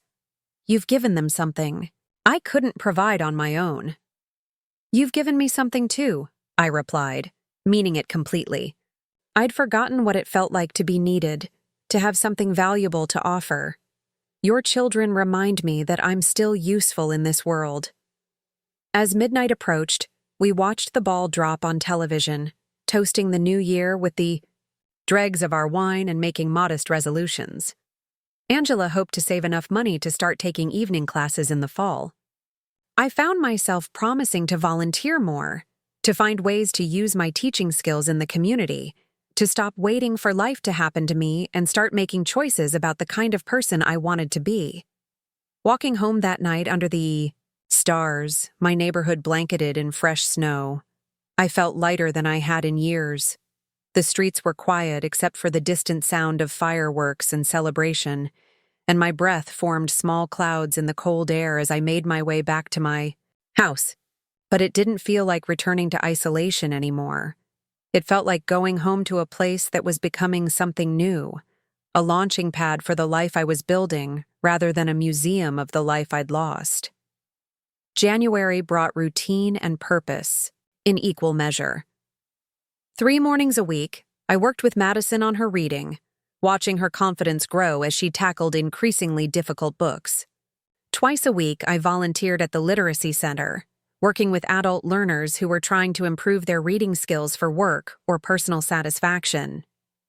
One woman, Maria, was studying for her GED after dropping out of high school to have a baby 20 years earlier.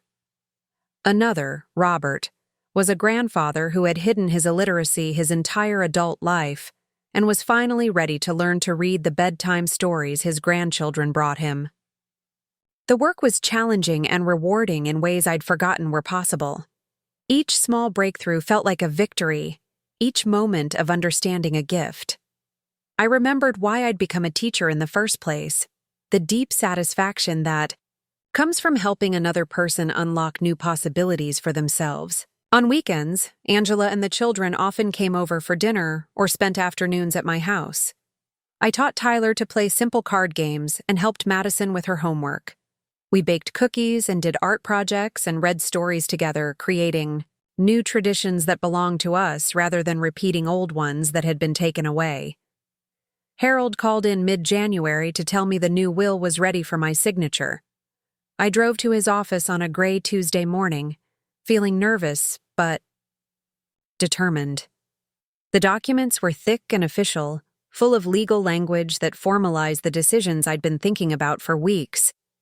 The house would go to Angela and her children, with the stipulation that they could live in it as long as they needed and sell it only if they truly wanted to move elsewhere. My savings would fund scholarships for single mothers returning to education, specifically those interested in becoming teachers. My jewelry would be divided between Madison and Emma, my granddaughter, to be received when they reached 18. David and Jennifer would inherit a modest but meaningful sum, enough to acknowledge our relationship, but not enough to make them wealthy.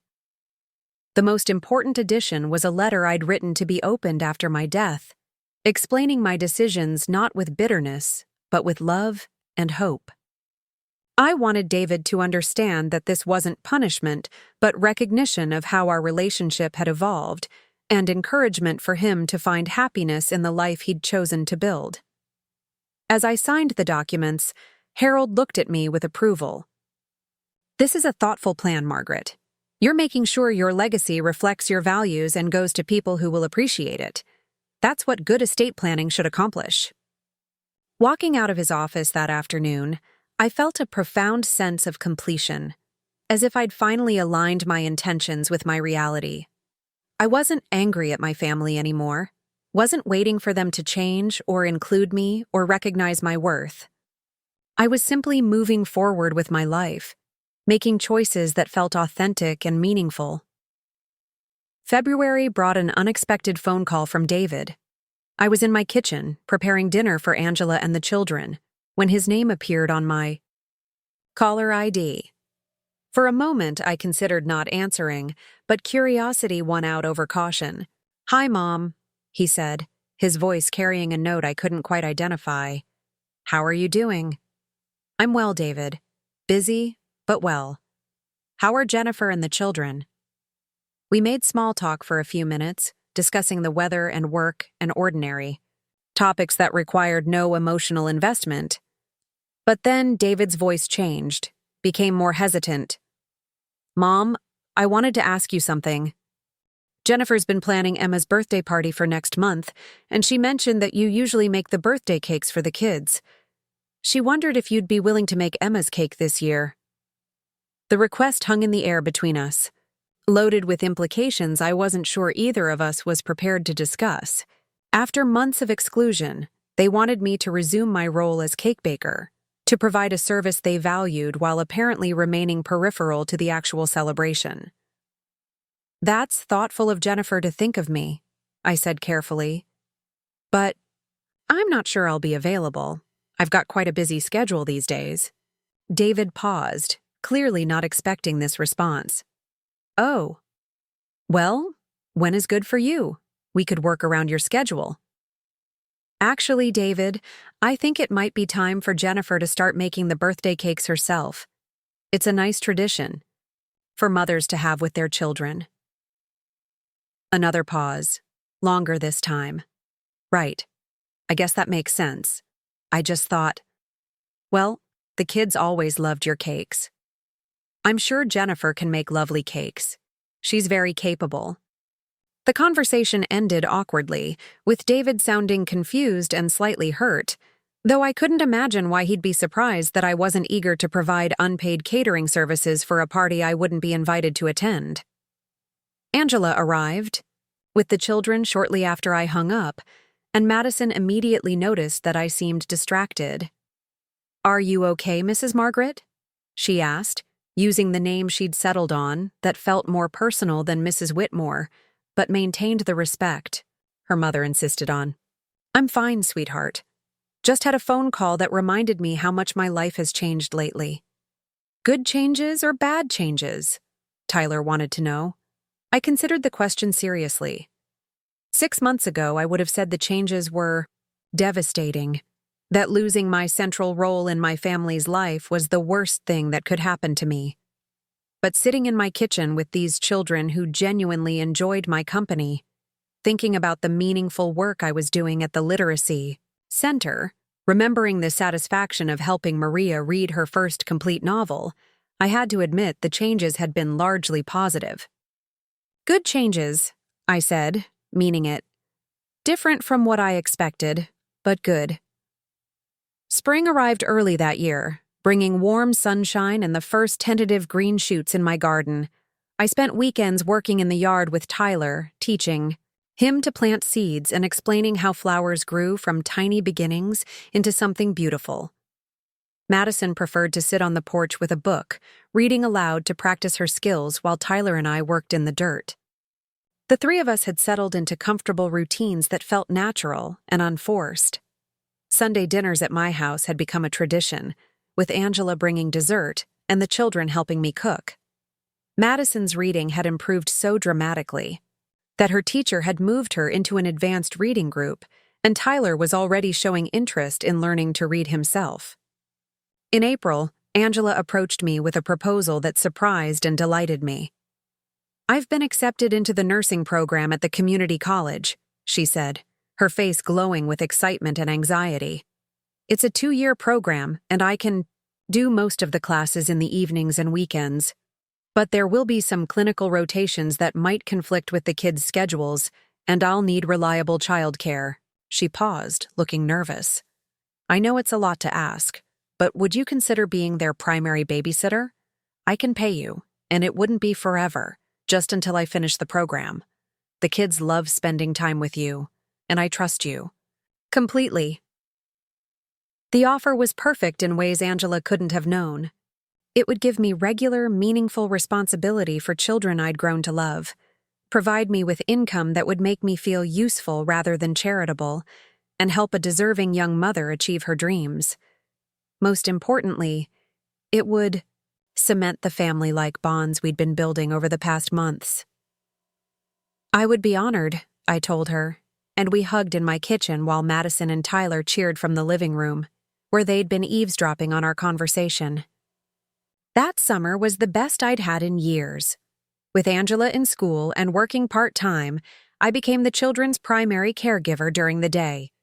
We established routines that felt natural and comfortable: morning reading time, afternoon activities, in the garden or at the park, cooking lessons that taught basic math and science along with kitchen skills.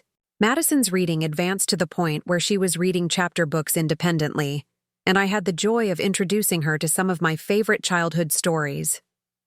Tyler surprised everyone by learning to read earlier than expected, motivated by his desire to keep up with his sister and his natural curiosity about the world around him. I also began volunteering more extensively at the literacy center, eventually taking on coordination responsibilities for their adult education programs. The work was demanding but fulfilling, using skills I'd developed over decades of teaching while addressing real community needs. My house came alive in ways it hadn't for years. Instead of echoing with silence and memories, it buzzed with the daily activities of growing children. Madison's artwork covered my refrigerator. Tyler's toys found permanent homes in corners of my living room, and Angela's textbooks and nursing supplies claimed space on my kitchen table where she studied. After putting the children to bed, in August, David called again, this time with news that surprised me. "Mom, Jennifer and I have been talking, and we realize we've been distant lately. We'd like to have you over for dinner soon, maybe start getting together more regularly. Again. The invitation felt hollow and late, an attempt to restore a relationship they'd damaged without acknowledging their role in its deterioration. I found myself less interested in reconciliation than I would have expected 6 months earlier. That's kind of you to think of me, David, but I'm quite busy these days. I'm caring for 2 children while their mother is in nursing school, and I volunteer at the literacy center several times a week. My schedule is pretty full. Oh. David sounded genuinely surprised, as if he'd expected me to be sitting in my empty house waiting for their invitation. Well, maybe we could work something out. The kids have been asking about you. The mention of my grandchildren gave me pause, but not for the reasons David probably expected. I missed them, but I'd also learned that missing people who don't miss you back is a choice, not an obligation. I'd built meaningful relationships with children who actually wanted to spend time with me, who appreciated my attention and returned my affection without reservation. I'm sure they're doing well, I said diplomatically. Give them my love. The conversation ended with vague promises to try to find time to get together, but I knew neither of us was particularly motivated to make it happen. David's family had moved on without me, and I'd moved on without them. We were all probably better off acknowledging that reality rather than forcing connections that no longer felt natural. In September, Angela graduated from her nursing program, with honors, landing a position at the regional medical center that offered good benefits and a schedule that would allow her to spend more time with her children. The celebration dinner we held at my house felt like a real family gathering, full of genuine pride and shared joy. I couldn't have done this without you, Angela told me as we cleaned up the kitchen afterward. You made it possible for me to focus on school because I knew the kids were not just safe, but truly loved while I was away. You gave me purpose, I replied. You and the children reminded me that I still had something valuable to offer the world. We helped each other. That autumn brought an unexpected visitor. I was in my garden, planting bulbs for next spring's flowers, when I looked up to see Jennifer standing on my front porch.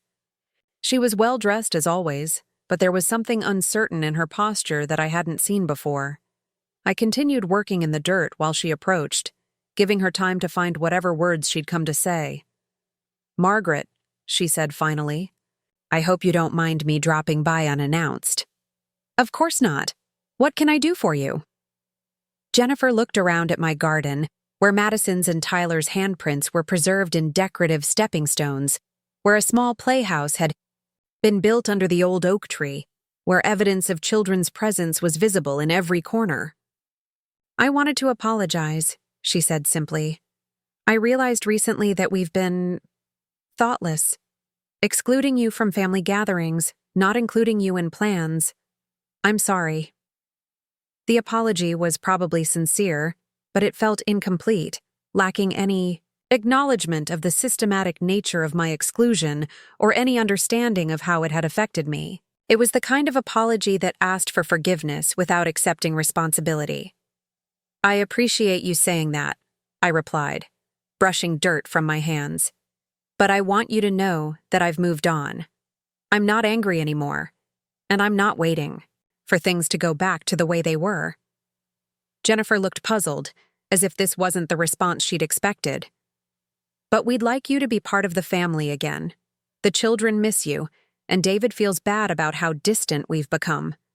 I am part of a family, I said, gesturing toward the house where I could hear Madison and Tyler's voices as they worked on homework at my kitchen table.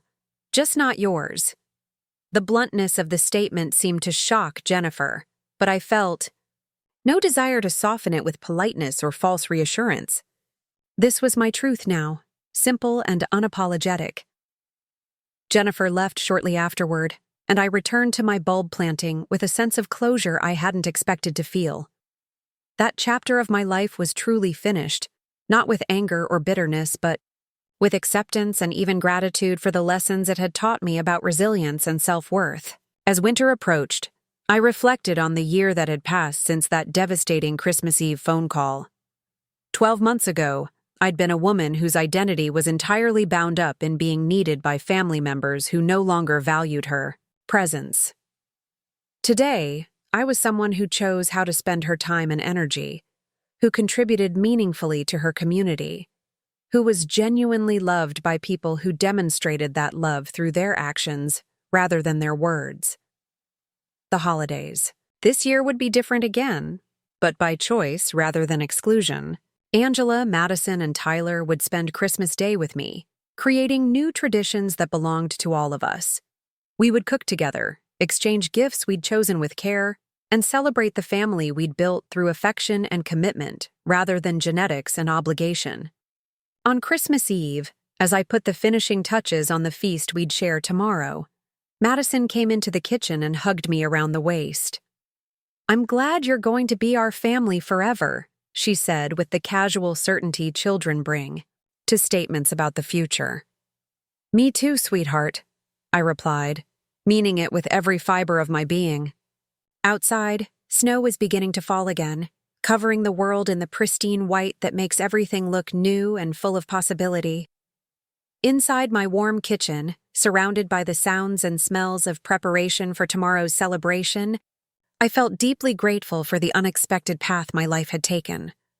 Sometimes the best gifts come wrapped in the worst moments, and sometimes losing the family you thought you needed leads you to finding the family you actually deserve. As I stood watching the snow fall outside my window, I knew that this Christmas would be everything the last one hadn't been: joyful, genuine, and filled with people who had chosen to love me just as I had chosen to love them. 2 years later, I stood in the same kitchen where I'd received that life-changing voicemail, but everything around me had transformed. The walls that once echoed with silence now hummed with the comfortable chaos of a home that was truly lived in. Madison's spelling tests were magneted to the refrigerator next to Tyler's drawings of our garden, and Angela's nursing schedule was pinned to the bulletin board that had once held only my own sparse appointments. The morning light streamed through windows that looked out on a backyard where a wooden swing set now stood beneath the old oak tree, where raised garden beds held the remnants of this year's vegetables, where chalk drawings on the sidewalk told the story of children who felt safe enough to make permanent marks on their world. I was making French toast for Christmas morning breakfast, a tradition that had emerged naturally from Madison's request 2 years ago and had become as sacred to us as any ritual passed down through generations. The smell of cinnamon and vanilla filled the air, and I could hear Angela moving around upstairs, probably trying to convince Tyler that 7 a.m. was still too early to wake up his sister. This kitchen had witnessed so much transformation. The formal dining room next door, once reserved for special occasions that grew increasingly rare, had been converted into Angela's study space when she'd started her master's degree in nursing education. The long table that had once seated 8 for holiday dinners now held textbooks and research papers, evidence of dreams being pursued and achieved.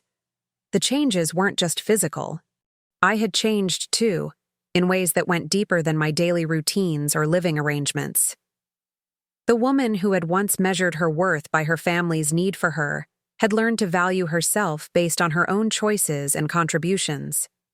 The woman who had waited for invitations had become someone who extended them.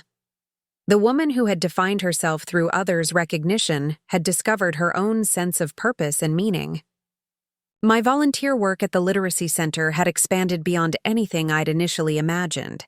What had started as a few hours a week helping adults improve their reading skills had evolved into coordinating educational programs for the entire county. I'd written grants that brought in funding for new computers and learning materials. I'd trained other volunteers and developed curriculum that was being used by literacy centers in neighboring states. Last month, the state education department had honored me with their Volunteer Educator of the Year award, a recognition that meant more to me than any previous professional achievement because it represented work I'd chosen to do, not work I'd been obligated to perform. Angela and the children had attended the ceremony, cheering from the audience as I accepted the plaque that now hung in my hallway where family photos used to be. The irony wasn't lost on me that I'd found my greatest professional success after retiring, that I'd made my most meaningful contributions to education after leaving the classroom, that I'd built my most authentic family relationships after being excluded from my biological family's gatherings. Angela's footsteps on the stairs interrupted my reflections, followed by the sound of children's voices as Madison and Tyler finally emerged from their bedrooms, drawn by the smell of breakfast and the promise of Christmas morning present opening. "Something smells amazing," Angela said, appearing in the kitchen doorway with her hair still damp from the shower and Tyler attached to her leg like a small pajama-clad barnacle. Madison followed more sedately, already dressed despite the early hour, her dark hair neatly braided and her face bright with the contained excitement of a 9-year-old who had learned that good things were worth waiting for properly. "Can we open presents after breakfast?" Tyler asked, though we all knew the answer. Our Christmas morning routine had been established through 2 years of practice, and Tyler asked the same question every year as if the answer might change. "After breakfast and after we get dressed," I confirmed, flipping another piece of French toast and adding it to the warming plate. "Good things come to those who follow the proper order of operations." Tyler groaned dramatically, but he was smiling. At 6, he'd learned that the anticipation was almost as much fun as the actual unwrapping, especially when it was accompanied by special breakfast and undivided attention from the adults he'd come to trust completely. As we sat around the kitchen table eating breakfast, I looked at these faces that had become as familiar and dear to me as my own reflection. Angela had grown more confident over the past 2 years. Her success in nursing school, and now in her master's program, giving her a sense of professional achievement that radiated into every aspect of her life. She'd bought a car last year, a reliable used sedan that represented independence and stability in ways that went far beyond transportation. Madison had blossomed into a voracious reader who tackled books that challenged her vocabulary and stretched her understanding of the world. She'd asked for a set of encyclopedias for Christmas, a request that had made me laugh with delight because it reminded me so much of my own childhood curiosity about everything and anything. Tyler had developed into a thoughtful, observant child whose questions often surprised adults with their depth and insight. He'd started reading fluently this year, a milestone we'd celebrated with a special dinner at his favorite restaurant and a trip to the bookstore where he'd been allowed to choose 10 books of his own. But perhaps the most remarkable transformation was in the house itself. What had once felt like a museum of past happiness had become a workshop for creating new joy. Every room showed evidence of lives being actively lived rather than carefully preserved. There were art supplies in the living room, musical instruments in the den, and science experiment materials scattered across the kitchen counter from Tyler's latest investigation into how crystals formed. After breakfast, we moved to the living room for present opening, a ritual that unfolded with the comfortable predictability of tradition but the spontaneous joy of genuine affection. Madison had made me a photo album documenting our adventures over the past year, with careful captions in her improving handwriting describing trips to the zoo, garden victories, and quiet moments of reading together on the porch swing. Tyler had created what he called the Best Grandma Ever certificate, complete with drawings of all his favorite activities we did together, and a gold star sticker that he'd applied with solemn ceremony. The title he'd given me made my heart swell with gratitude and recognition that family was indeed something you created rather than something you inherited. Angela's gift was practical and thoughtful, a beautiful leather-bound journal with my name embossed on the cover and a note inside encouraging me to write down the stories of my life, both for my own reflection and for future generations who might want to know about the woman who had helped raise Madison and Tyler. My gifts to them reflected the deep knowledge that comes from paying attention to the people you love. Madison received the encyclopedias she'd requested, along with a special reading chair for her bedroom, a cozy spot where she could curl up with her books. Tyler got a chemistry set appropriate for his age and curiosity level, along with a promise that we'd conduct experiments together every Saturday morning. For Angela, I'd arranged something that had taken months of planning and coordination with her academic advisor. A paid internship at the regional hospital's education department. An opportunity that would allow her to gain experience in nursing, education while still completing her master's degree. As she read the letter explaining the internship, Angela's eyes filled with tears of gratitude and disbelief. "Margaret, this is incredible," she said, using my first name in the way she did, during our most emotional moments. "How did you even know this was exactly what I hoped to do after graduation?" "I pay attention," I said simply. "And I believe in investing in people who are working hard to build better lives for themselves and their children." The truth was that I'd not only arranged the internship, but had quietly established a scholarship fund that would cover Angela's remaining tuition and expenses. She didn't need to know about that yet, perhaps not ever, but I wanted to ensure that financial stress wouldn't interfere with her educational goals. Later that afternoon, as we cleaned up the wrapping paper and prepared Christmas dinner together, the phone rang. The caller ID showed David's name, and for a moment, the familiar tightness returned to my chest. But it passed quickly, replaced by something closer to curiosity than anxiety. "Merry Christmas, Mom." David's voice was warm, but tentative, the tone of someone who wasn't sure of his reception. "Merry Christmas, David. How are you and the family?" We talked for a few minutes about ordinary things, the weather, the children's school activities, his work projects. But then David's voice changed, became more personal. "Mom, I've been thinking a lot about the last few years, about how things changed between us.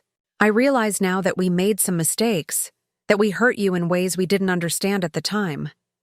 I listened without interrupting, aware that Madison and Tyler were playing quietly in the next room while Angela prepared vegetables for our dinner.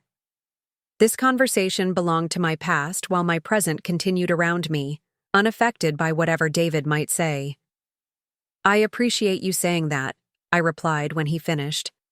"I hope you and Jennifer have found happiness in the choices you've made." "We have, mostly. But we miss you, Mom.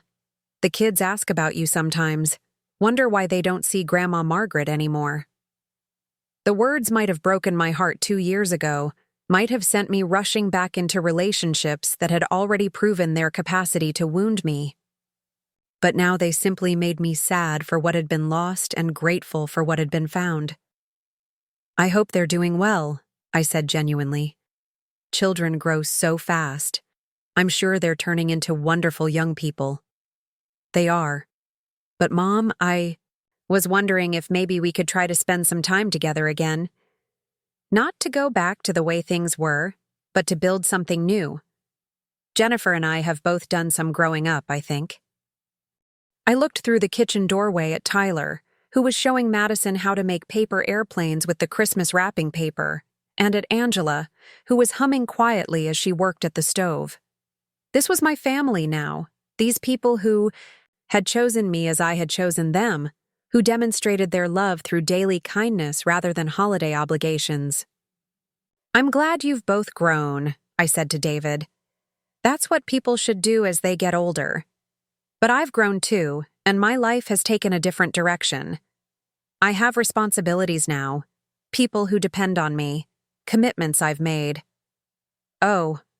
David sounded surprised, as if he'd expected to find me sitting in my empty house, unchanged and waiting for his invitation to resume my former role. "I volunteer extensively with adult literacy programs," I explained, "and I'm helping to raise 2 children whose mother is finishing her master's degree in nursing. My days are quite full." The silence that followed was complicated, filled with things neither of us was prepared to say directly. I wasn't angry at David anymore, wasn't hurt by his long-ago choices, but I also wasn't available to be reintegrated into his life at his convenience. "Well," he said finally, "maybe we could meet for lunch sometime, when your schedule allows." "Maybe," I agreed. though we both probably understood that maybe meant probably not. After we hung up, I stood for a moment in my kitchen, processing the conversation and my reaction to it. 2 years ago, David's call would have felt like salvation, like the answer to prayers I'd been afraid to voice. Today, it felt like an interruption, a reminder of a chapter in my life that had ended not with bitterness, but with acceptance and growth. Angela appeared beside me, reading my expression with the intuitive understanding that had developed between us over months of shared daily life. "Everything okay?" she asked quietly. "Everything's perfect," I said, and meant it completely. That evening, after dinner, and after the children had reluctantly agreed to go to bed despite their Christmas excitement, Angela and I sat in the living room with glasses of wine, watching the lights twinkle on the tree that Tyler had insisted we decorate with handmade ornaments this year. "Do you ever regret it?" Angela asked suddenly. "The way things worked out with your family, I mean. Do you ever wish you could go back to the way things were before?" I considered the question seriously, thinking about the woman I'd been 2 years ago and the woman I'd become. The Margaret who had received that devastating voicemail had been someone who defined herself entirely through other people's needs and approval, someone who had never learned to distinguish between being useful and being valued. "No," I said finally. "I don't regret any of it. Even the painful parts led me to this, to you and Madison and Tyler, to work that matters, to understanding that family is something you create through love and choice, rather than something you inherit through biology and obligation." Angela reached over and squeezed my hand, a gesture of affection that had become natural between us over the past 2 years. "You saved us," she said softly. "When I was struggling as a single mother, working dead-end jobs and worrying about my children's future, you gave us stability and love and hope for something better." "You saved me too," I replied. "You reminded me that I still had something valuable to offer the world, that my life wasn't over just because one chapter had ended badly." As we sat in comfortable silence, I thought about the letter I'd written and sealed in an envelope that was locked in my safe, to be opened only after my death. It was addressed to David and Jennifer, not with anger or recrimination, but with forgiveness and explanation. I wanted them to understand that my choices had been motivated by love rather than spite, by hope rather than bitterness. The letter explained my new will, which left everything to Angela and her children with the exception of modest educational funds for my biological grandchildren. I'd written about the joy I'd found in my chosen family, the meaning I'd discovered in my volunteer work, the peace that had come from learning to value myself based on my own standards rather than other people's recognition. But that was a conversation for the future, perhaps the distant future. Tonight was about presence rather than legacy, about the warmth of the house around us and the comfort of knowing that tomorrow would bring more opportunities to love and be loved by people who had proven their commitment through years of daily kindness. As I prepared for bed that night, I stopped in the doorway of Madison's room to check on her one last time. She was sleeping peacefully, her new book open beside her on the pillow, her face relaxed in the way that only comes to children, who feel completely secure in their world. Tyler's room was next, where he slept surrounded by the products of our various experiments and building projects, evidence of curiosity encouraged and questions answered with patience and enthusiasm. And finally, I paused outside Angela's door, hearing the soft sound of pages turning as she studied for her upcoming exams, pursuing dreams that our little family had made possible through shared resources and mutual support. This was what family actually looked like, I realized. Not the formal gatherings and obligatory phone calls I'd once thought were love, but the daily choice to show up for each other, to invest in each other's growth, to create a home where everyone felt valued and supported. Standing in the hallway of the house I'd once thought of as a monument to past happiness, I felt profound gratitude for the unexpected journey that had brought me to this moment. Sometimes the worst thing that happens to you turns out to be the doorway to the best thing that could happen to you. And sometimes losing the family you thought you needed leads you to finding the family you actually deserve. The Christmas lights outside my bedroom window twinkled against the darkness, and I fell asleep feeling completely content with the life I'd built from the ashes of the life that had been taken away. Tomorrow would bring new opportunities to teach and learn, to love and be loved, to continue writing the story of a woman who had learned that it's never too late to choose happiness over obligation, authenticity over appearance, chosen family over biological family. In the morning, there would be pancakes to make and children to hug, and another day of the beautiful, ordinary life I'd discovered was possible when you stopped waiting for other people to write your story and picked up the pen yourself. Up next, you've got 2 more standout stories right on your screen. If this one hit the mark, you won't want to pass these up. Just click and check them out.